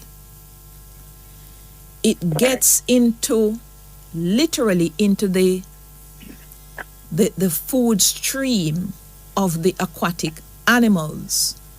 So the fish, some people both say them are pescatarian. They eat only fish. But the fish that they're eating has been eating the plastic. So you end up eating the fish which has eaten the plastic. And it is in turn making us all very sick. So apart from the environmental damage that you're talking about, which is quite relevant, our own food sources are being contaminated, which we then turn out to be completely contaminated. You see some of them, some rare forms of disease that some young people getting, we can't figure out where it's coming from. A lot of them are related to the pollution of our food streams by things like these. Yes, Mrs. Shield. So I want to find out what's going on and how we can stop this thing. Because they're importing it from China and coming in from all over the... And it's affecting... You're going to 2 toes, no fish, nothing at all. Yeah. No, I appreciate your concern. It's a brilliant call. So I shall revert to your original name, Julie. Yeah. Thank you for the call. So you can follow up with the ministry for me. Yes, I'll find out from Matthew Samuda. What's going on? So I'm going to listen out for you. Can you give a call to Matthew Samuda or one of them in the ministry and find out what's going on? Yes, he was the one who championed it. I thought it was a brilliant move for a very young senator. The plastic ban. I cannot forget it. And even people, tell you, say, boy, I'm sometimes, me have to shake my head. Even when that single-use plastic bag ban for coming in, you remember how people are cussed about it? Right. It's crazy. I think can't do without it. This, like, the sky was going to fall. Right. But here we are. Thank you for the call, Julie. All right. Thank you, Mrs. Shield. Take care. The U.S. ambassador to Jamaica, Nick Perry, has tweeted how deeply saddened the U.S. Embassy is to learn of the sudden passing of Ambassador Richard Bernal, Jamaica's former ambassador to the United States. Ambassador Perry says Ambassador Bernal will be remembered as a dedicated diplomat, educator, public servant, and friend of the people of the United States. The embassy community offers our deepest condolences to his wife Margaret and the rest of the Ambassador Bernal's family and loved ones. May his soul rest in peace. No. But I tell you, sometimes I can't compute. Because you just walk out of your yard for do something, for go back in. And just like that, it just doesn't happen. The other thing is a most brutal cases of murder, it appears, took place at a Burger King in Ligani over the holidays. Somebody posted an amateur video of this thing on social media. And when I watched that thing, the absolute dread and sadness that came over me, it was just too much. And then I learned of the circumstances. Young men leave to go buy food at a well-known fast food restaurant, not a fast food establishment, and 2 of them don't make it back home because others traveling in motor vehicles with knives stab up these young men. How and under what circumstances, where else in the world do things happen like this? When you look at the young people in the prime of their lives, what do we do? Which is why I come back to the question. For those of you who watched that video and who saw some of the young men who were driving away in the vehicle Whether you know the backstory or not, are you prepared to look at the video and identify the people on the video to the police to say, yes, I know this person. And I'm prepared to go to court to say, yes, I know this person. And the further I want you to think about it, because the fear is palpable. The fear is understandable because of what has been going on in the country. But the other thing I want you to consider, whether we talk or not, based on the trajectory of the crime, is only a matter of time before they come for us without reason. So you may think now, if you give statement to the police and go to court, they may find that enough reason to come and kill you, to kill me and kill my family. But there may very well come a day with us remaining silent when they don't need a reason anymore, because we give them full ammunition to walk the streets and do whatever they want, because we've been cowered into silence trying to protect our lives, because somehow we think our lives are much more important than the other people who may have been involved in some way, which is why they were killed. But that's not how it goes. So let's go back to first principles and the question I'm asking. 8631, hello? Hello. Hi. Good morning, Mrs. Hills. Hi, how are you? So who is this? Sonny. Welcome, Mr. Sonny. Yesterday I called Mr. Taylor. Yeah. We talk about the calling today again to add the NI's pension. Yes. I need Mr. Samuel that must get up and do something for us. Because in saying not about the NI's pension, Mrs. Hills, and we need an increase in this time. I thought we heard you had a yearly increase. No. No? It's over, but about 5 years now we're not going to increase. A lot of people that can tell you. Mm-hmm.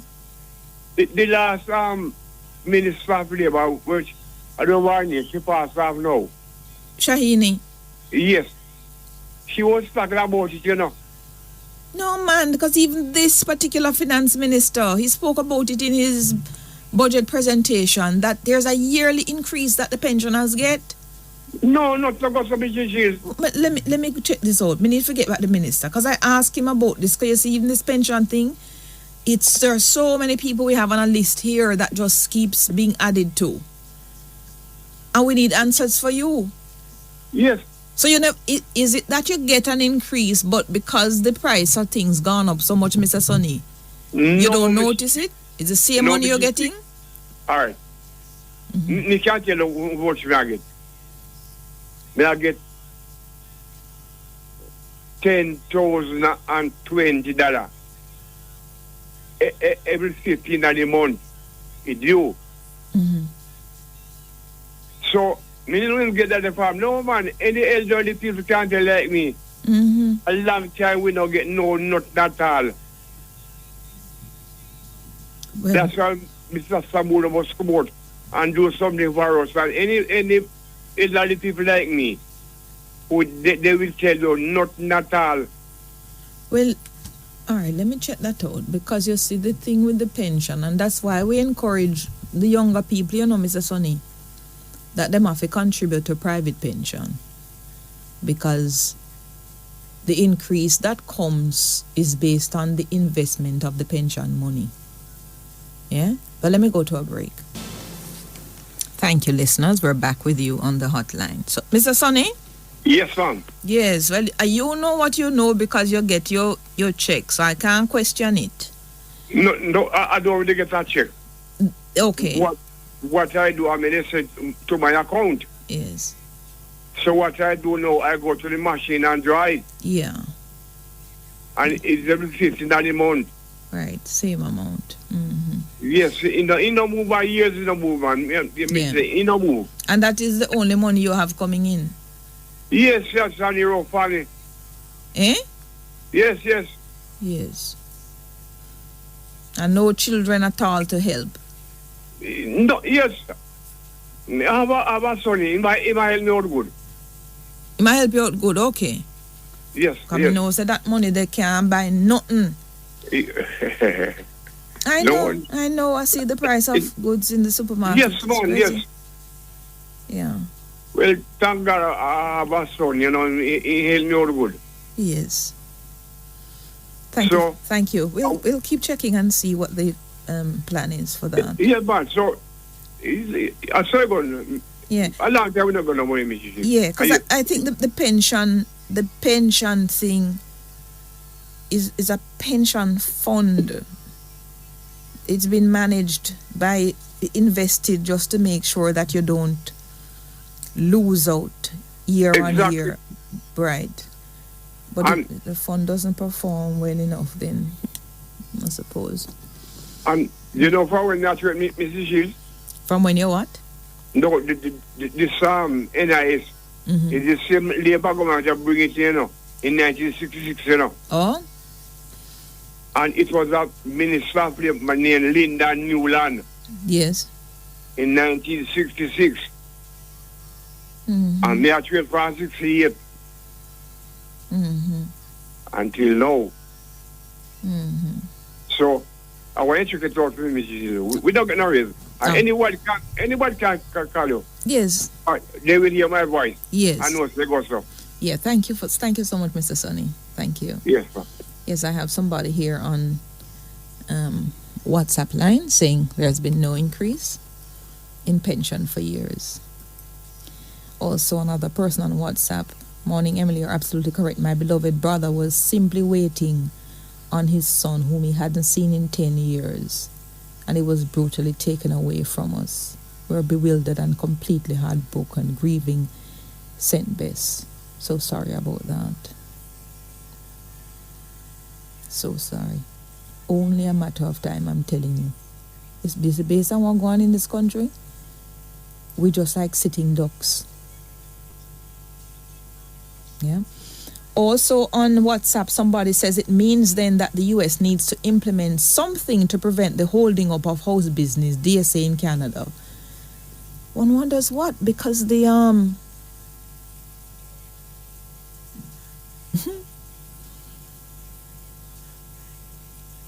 the speaker of the it all goes back, DSA, to the great divide existing certainly in the Republican Party at the moment.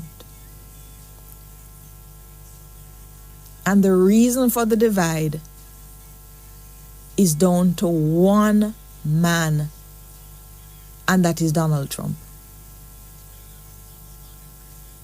If the Republicans were united, then all the Republicans would vote for the person from the majority in the House, in this case, the person from the Republican Party who becomes the Speaker. It's just like down here. I mean, the thing is that in Jamaica, we don't have a vote like that. The Speaker is elected from the political party that has the majority of votes in the lower house, the majority of seats. So Dalrymple Filbert became House Speaker because Labour Party won the majority of seats. Same thing when you had Peart there.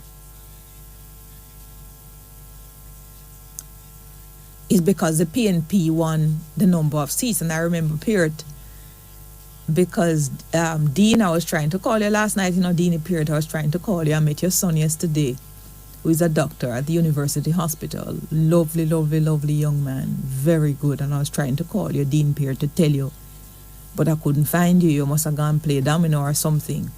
But I'm telling you now, so everybody can say that your son is a really diligent doctor. Yeah? So be proud of him. And I think now that you don't have a lot of politics to talk about, It's probably your son you keep talking about a lot. So add this to your things to talk about that I've said. He's really, really good young doctor.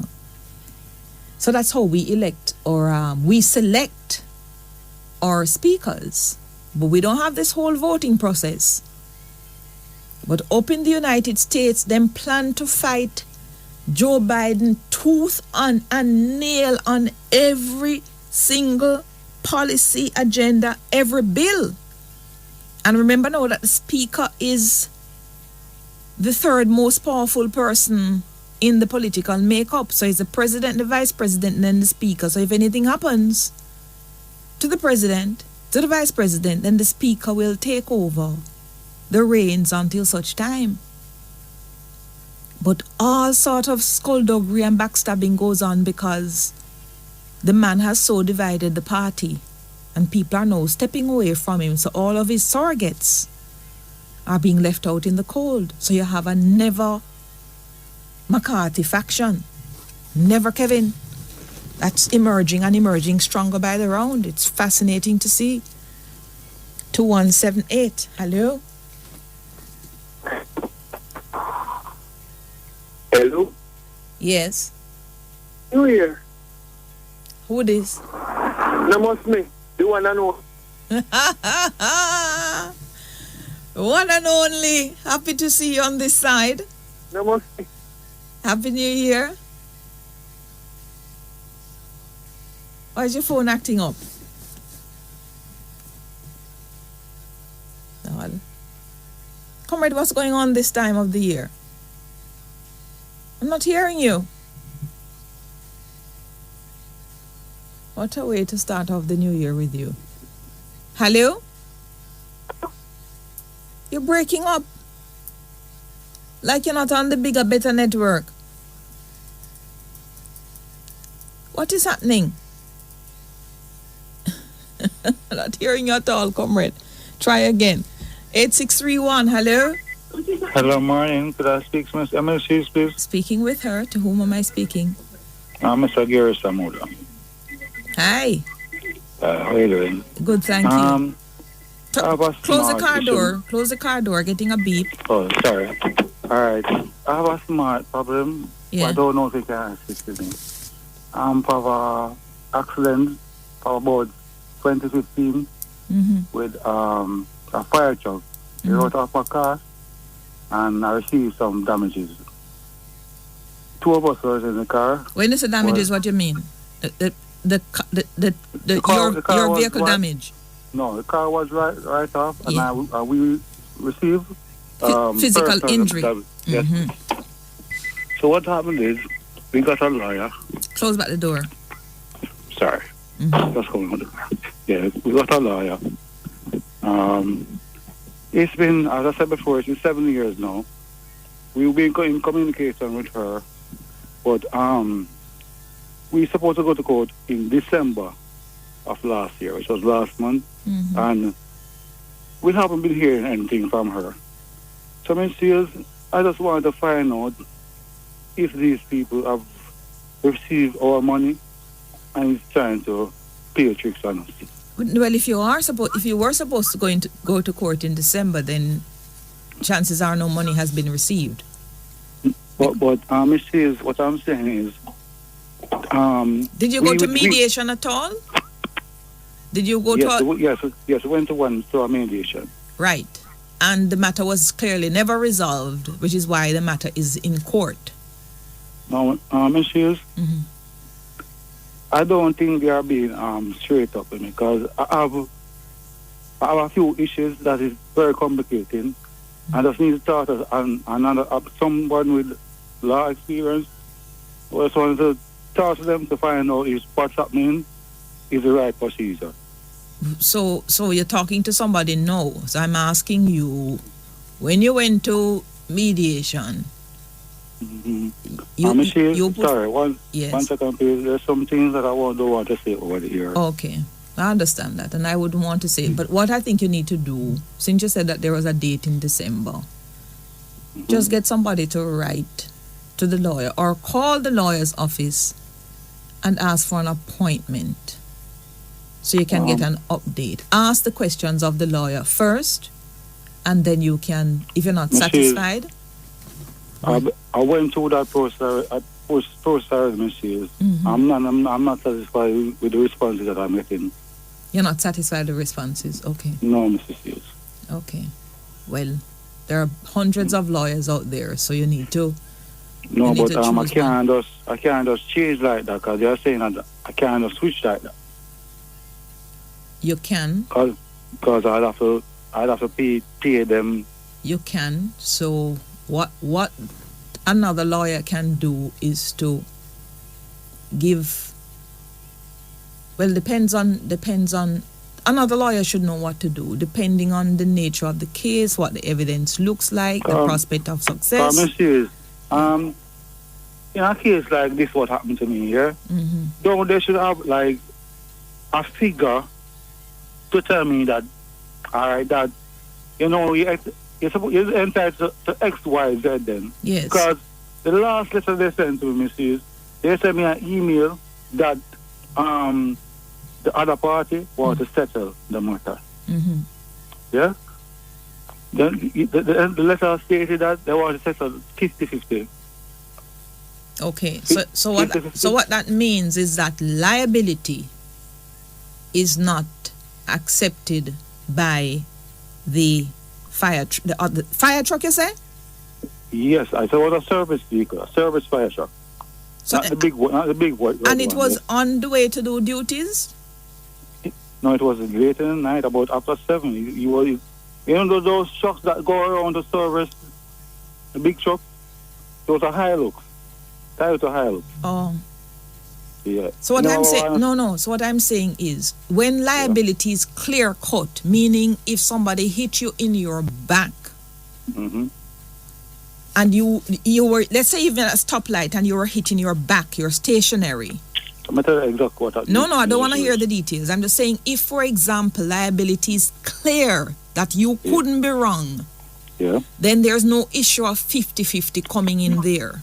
That's why I didn't accept that, Mrs. Shields. Well, if you don't accept that, then it means it has to go to trial, because the other side is not accepting that they're 100% wrong, and you are not accepting that you have any wrong. Yeah? So it has to go to trial, which is why the engagement that you have now with the lawyer, if you're not satisfied, then you can consult with another lawyer. The other lawyer is supposed to know what to do so that the lawyer who has the matter now and who has spent some time doing the work, they can be paid for work done so far. Right? But I have to go to the break. But you can consult another one and see how it goes from there. Thank you, listeners. Good afternoon. We're back with you on the hotline. Welcome to those who are just joining. Welcome back to those who are there before this time of the program. We go to X and Y. I'm the X. Where's the Y? Where's the Y? Hello, Y. I'm trying to still work. You asked not too long ago. Well, a little while ago, perhaps 15 or so minutes ago. It's more than that. We are at 12:30, so it's about 45 minutes ago you asked what date it is. Mm-hmm. And I'm trying to work out what day is it really? Because there's a calendar that is in front of me here. Which month? Hold on, man. Hold on. There's this beautiful calendar. Lithographic always provide us with those printers. Nice, yeah. And it's you can see it from like 10 miles away. Good. Yes. Even if you're on a galloping horse, you would see it because of how it is. So I looked across and where are we? What date it is? Still can't figure it out. Which month you looking at? December. Better yet, what year? Tell me that. So it hasn't been changed at all. You see, when Doreen was here, by the time you get to the last day, it's gone. Brilliant. Disappear. And in fact, she used to get these calendars, so by the time we get to January 1, the calendar would be up. So I'm looking and I try to figure it out, but no, something not right. So you sit down there and wait for the rain, come change it? Let me just do this now. I would have sing if I could have sing. Hello. It's me. Hello, Doreen. So today is what, the 5th or the 6th? Today is the 5th, right? Yeah. It's a Thursday, and it is the 5th. Yeah. By the way, you didn't know, say, 6 afraid of 7? 6 afraid of 7? Oh, you didn't know? No, I didn't know. I was trying to reason it out. 6 is afraid of 7. Right. Oh, you didn't know, but you're trying to work out whether or not anything. Whether you say afraid like or ahead of. 6 afraid of 7. I never said before. I know. 6 afraid of 7. Yeah, 6 is afraid of 7. As we look at the 7th round of voting underway in the Congress in the United States. This brethren here, and that you talk about? Him lose 6 votes already? I know the 7th speaker vote. And him on to the 7th vote. So that's not what you're talking about. I'm just saying that 6 is afraid of 7. Why 6 afraid of 7? That's the question I'm asking. Why would 6 be afraid of 7, but then 6 is really afraid of 7? You want me to tell you? 6 afraid of 7 because 7. What 7 do? 7 do something. Yeah. Yes, that's why 6 is afraid of 7. Do something. Do something. What did 7 do to 6? I know. I think it's probably what Harry said William did to him, which is just dreadful. But you haven't seen it yet. I have, and I'm horrified. Anyway, what 7 do to 6? He at 8. He at 9. Oh, 8, 9. He at 9. 7, 8, 9. Yes. 7 is a craven man like a walking shop, you know. 7, 8, 9. I don't hate him. Him ate it. Oh, he ate it. He ate it off. That is it. Yeah. 7 likes to eat. So 6 is afraid of. Yeah, so 7, 8, 9, and 6 don't want to be eaten. I hate him, hate 8. Him hate 9. I know it's not the hate alone, him is 8, him hate it. 8. No man, he would have to eat it. Yeah, itty. By the way, I saw in this book I'm talking about the pre-release copy where Harry does call his father Pa. Oh, yeah. You know. But we said Pa. Pa.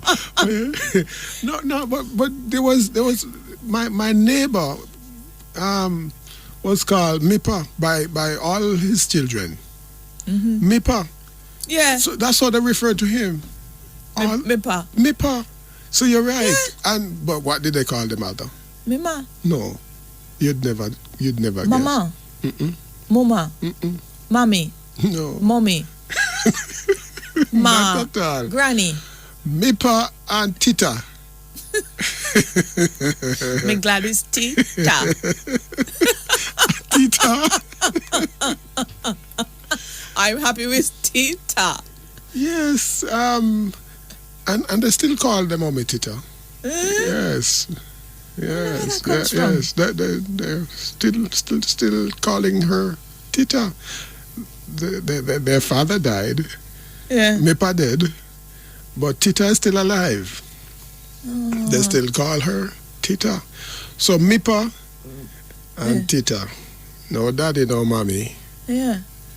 No mother. Yeah. No mama. And no papa. No, but I don't know that children would call their parents mama and papa. It's more like when people are cussed and say, yeah, your papa. And so on. All the mother say you're worthless like your papa. You're coming like your worthless papa. That's true. Jesus. I heard the father say you take it off of your mama. I know. Yeah, they normally would say that. That's it. But they wouldn't call them papa and mama.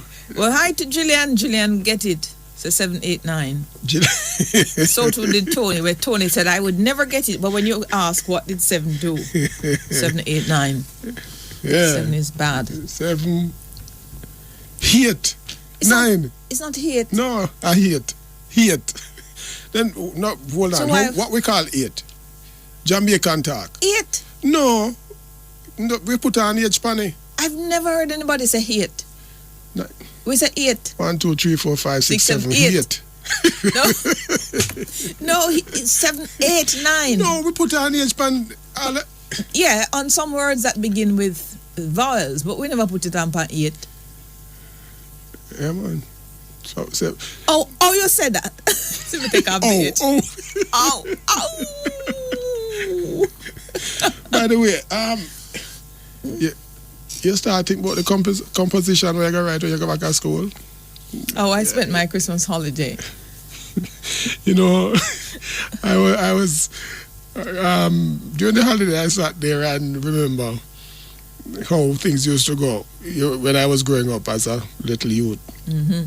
You think about why you go right when you go back to school, and the things that you could make up because you'd want to write things to match what the others were writing, and of course most of them used to come into Kingston to spend their holidays. Some would even go overseas and then they come back now and mash off by, you know.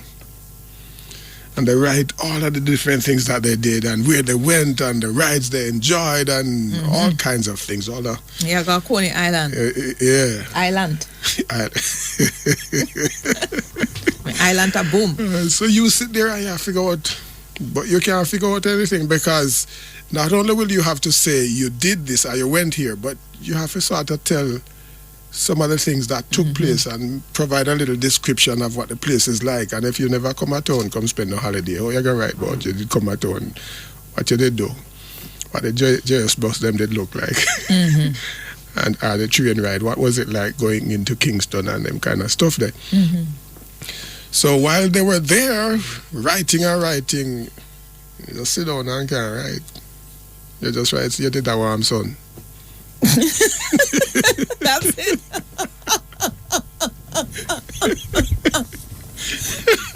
Why on earth do we say that? We're warm son. That's interesting, you know. Yes, very much interesting. The source of heat. Yeah, warm it. When are you cool? Must I warm it on? No, Kenzie. Warm it? Warm it. No, but go back to the story. I don't understand. I even now looking back, I don't know why some children do have vivid imaginations and can literally make up a story in the way stories are supposed to be written. It helped us, you know. It helps us a lot. But we not imagine it. No. If it not happen, we can't write it. But we used to write things. We write about things that really didn't take place. We just figure it out and say this would happen here and that would happen there. And that's what it was all about. Although we thought that we were supposed to write exactly what we experienced during the holiday. Yeah. It really wasn't so. And many of us never experienced anything but the warm sun. So you're going to have to imagine things and write about that. And it helped us. It helped. It helped a lot of people. Some children, man, if it didn't happen, they can't write about it.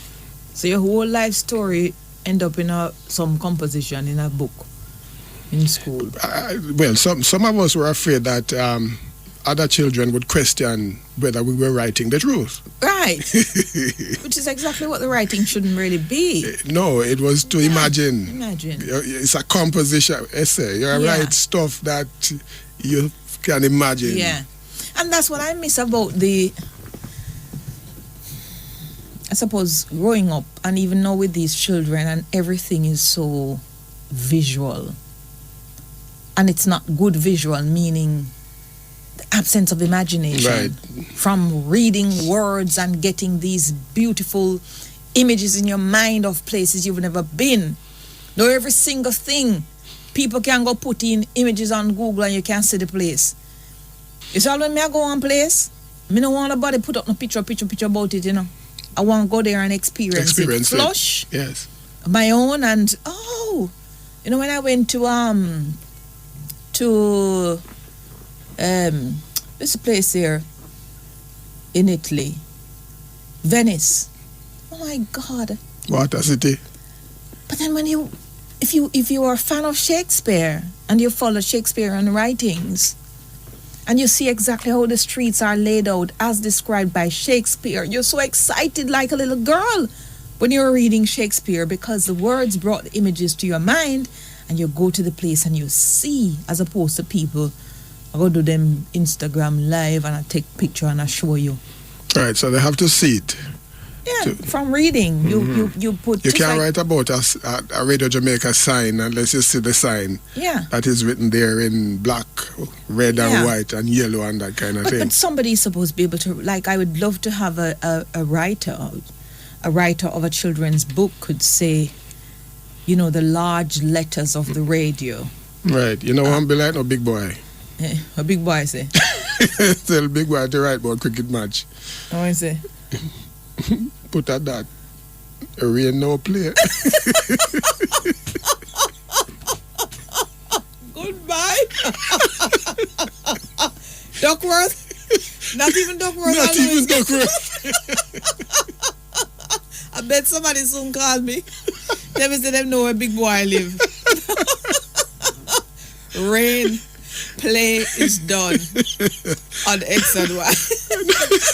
Dot. No, big boy, put in them paper blank. I've never heard that one. Some teacher said, so where's this? Where's the story, big? Rain no play miss. That's X and Y. Dot. Can't believe it. Thank you, listeners. 876-926-2178, 926-8631, 926-7615, 1-888-991-2080. Lots happening. I keep watching with interest. The seventh vote now being taken on the third day of vote for the Speaker of the House in the United States. And it looks like they're on course to repeat the results of the last 6 votes, so the Republicans not seeming to rally in sufficient numbers for Kevin, and some rogue things going on in there, but we're watching. 2178. Hello. Hi. Hello. Who is this? Leonard? How are you? Happy New Year. I heard you had a birthday sometime in December. The 15th. Oh, brilliant. And belated happy birthday to you, my friend. Yes, I'm getting old, 67. Are you? Yeah. Do you know that 6 is afraid of 7? DT, that's it. I know where Big Boy lives. I thought you'd say that. But oh dear, I can't believe you're 67. I just always imagined you to be about 40, 42, 43 thereabouts, you know, Leonard. Look, I came to Jamaica in 1965 when I was coming on 10. Yeah. I lived in Jamaica from 65 to 1980. 15 years. Which, you know, to be fair, that gives me good grounding when I come back here. Because it's like, you know, we're talking about crime and all that. And a lot of people who are, because I was born in Handsworth, basically. In where? Handsworth is like the black area of Birmingham. Ah. So my father, my father bought his first house in 1956 when I was coming on to 1. So we lived in a place called Antobus Road. So normally when I came back to England, my aunts and all my relatives lived in that area. Mm-hmm. So when I came back here, I was surprised. I have never seen so many Rastas in my life. It was a cultural shock. Never mind Rastas with nice-looking girls, you know. In Jamaica, them things would never happen in them times. You mean they didn't have Rasta girlfriends? What do you mean? There weren't. I mean, a Rasta man couldn't go knock some certain people's door or them after their daughter. Yeah. The father they run him down with a cutlass. So when you say nice-looking girls, what do you mean? I mean, you know, not nice-looking, decent. some sort of girls that you think, well, might be that guy with you their type. Mm-hmm. This is the Jamaican perception. Yeah. When I was so. Yeah. So when I come back here now, I sort of, I was a bit surprised. Obviously, I forgot about racism and that in the schooling system. So when I come to Jamaica, I didn't learn much at school here. All I remember doing here is play. When I got to Jamaica now, and I'm done, I have to start learning because them days education was important. Mm-hmm. So I come back here, I have different values. So, both of them merge together. So like when I hear a lot of people talk, they're always talking about dons and criminals. I never knew them sort of people. No. I wasn't brought up like that. No, and in fact, when I grew up in the country, certainly not in the 60s nor 70s or late 70s, it's not. That is some pockets of Kingston had that thing. I know. I like the girl. You smoke weed. I said, listen, if I knew 5 people who smoked weed when I was growing up, that was a lot. They just could not believe it. Mm-hmm. And when I started to go out, and I see men just grab women and robbing them, I said, listen, where I come from, it don't work like that, Mm-hmm. They just grab woman away and they just could not. You see, people have the wrong perception of Jamaica. But what was it? What was it that was cultivating that view in England in that period? Because everybody thought that everybody was Rastas. Yeah, but where they got that from? Is it that Bob Marley was? Right. Bob Marley was not. Was he so big on the international stage at the time? Not Bob Marley. Bob Marley made a contribution, but a lot of people, they grew up. They knew people who smoked weed. So you see, the kids who came up in the 60s, they were the ones who. Like some of them were younger than me. Those are the ones who used to buy all the reggae records. They used to have all these blues. They all had sound systems. They were all rastas. They had dread houses. All sorts of things. It was a different cultural... I'm not being funny. They used to say, boy, they used to them dirty nigger business, Oh, you shouldn't say that. That was how we were brought up. Very wrong.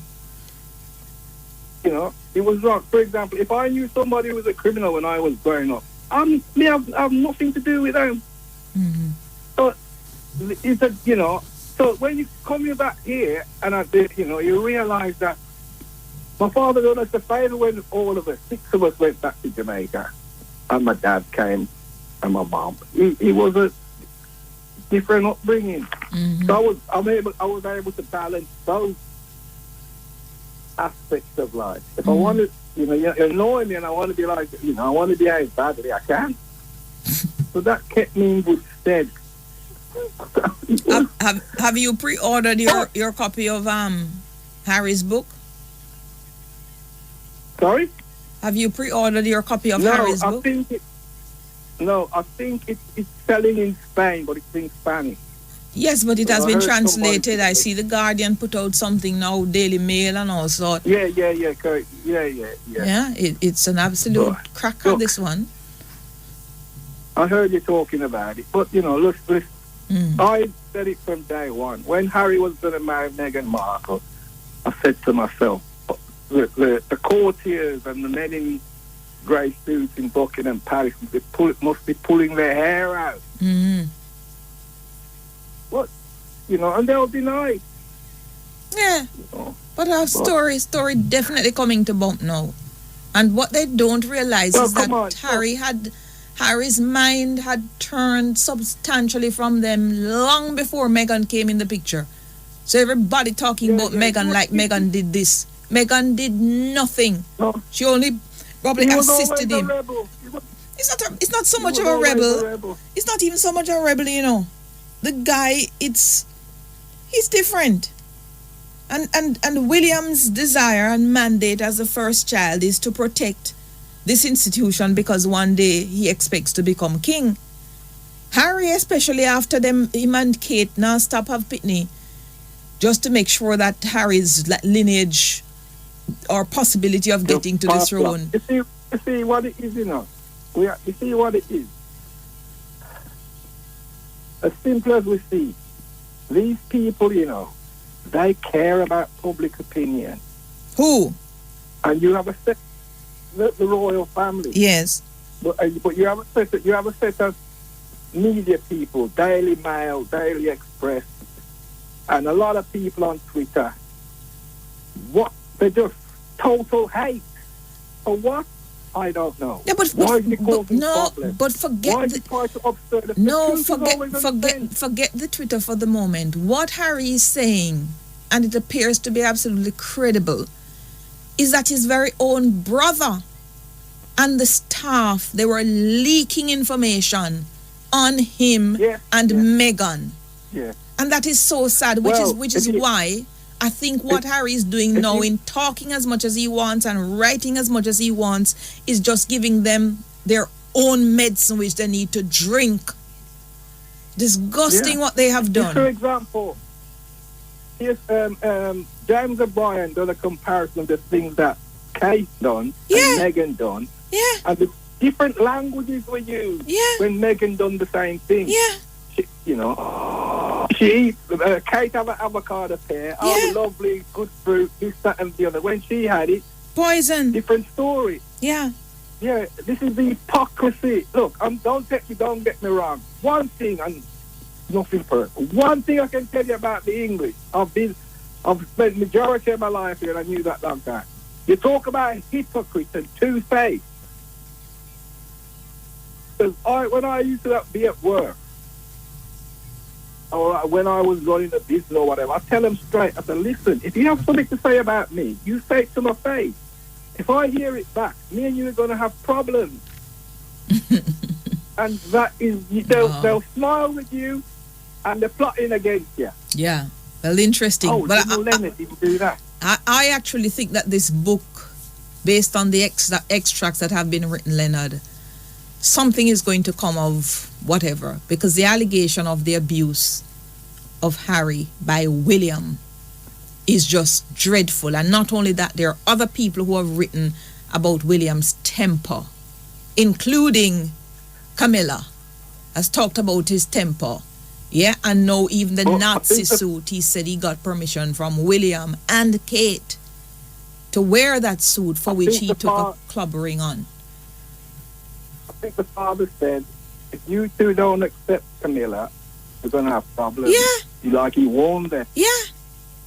And look at that. He got the chance to choose to marry his divorcee, to divide the entire nation, even though his sons begged him not to, even though this woman was always there and mashed up his marriage. But yet still, when Harry's ready or was ready to marry the woman that he absolutely loved, they created all sorts of problems. You see what life is? Hypocrisy. Yeah. Do what I say, not what I do. Yeah.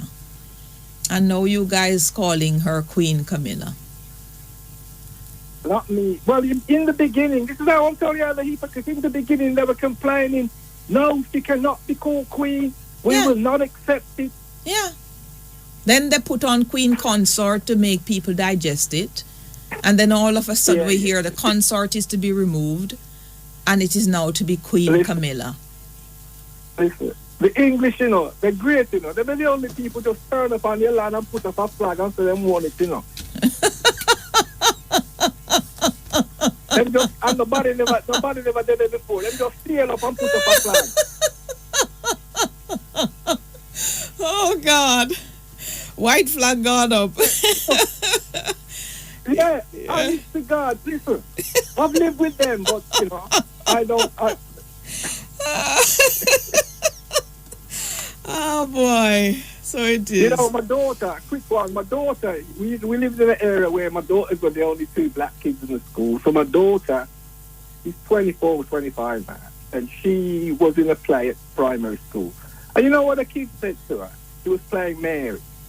Oh, he goes, you know that Mary's not black. And my daughter never forget that. Mm-hmm. You know. So these are little things that it's changed a lot though, but it's more undercover now. Well, But as I said, this morning, what I've seen them do to Meghan and now in turn doing to Harry, my level of review of every single thing is just completely accelerated. I tell you what, if you can watch GB News or Talk TV, that's all they go on about. Yeah. Various commentators. Yeah. These so-called Rupert Murdoch. Yeah. One of Rupert Murdoch. Yeah. Propaganda. Honestly, it's unbearable. Sometimes I just ignore it, but Yeah. You can see, and the various people who talk about it, and then when you point it out, you're being racist. They go, nah. Well, all right. Gotta go. I'm out of time. Thank you so much. You look after yourself. If you can't do. Be good, be careful. Yes, you do the same. All right. Thank you. Thank you so much. All right. So the votes continue for the Speaker of the House, and it looks like the 7th ballot is going to end the way the previous 6 have done. So we're still on to 67. 67 is the age of Leonard as well, so we're still where X and Y left us. Thank you for your time today. Look forward to having more of you tomorrow when we do this all over again. Take good care. Thank you to Kimberly Wright Broderick. Thank you to the Y in my X and Y. And that's Daniel Thompson. Come back with us tomorrow. I'm Emily Shields.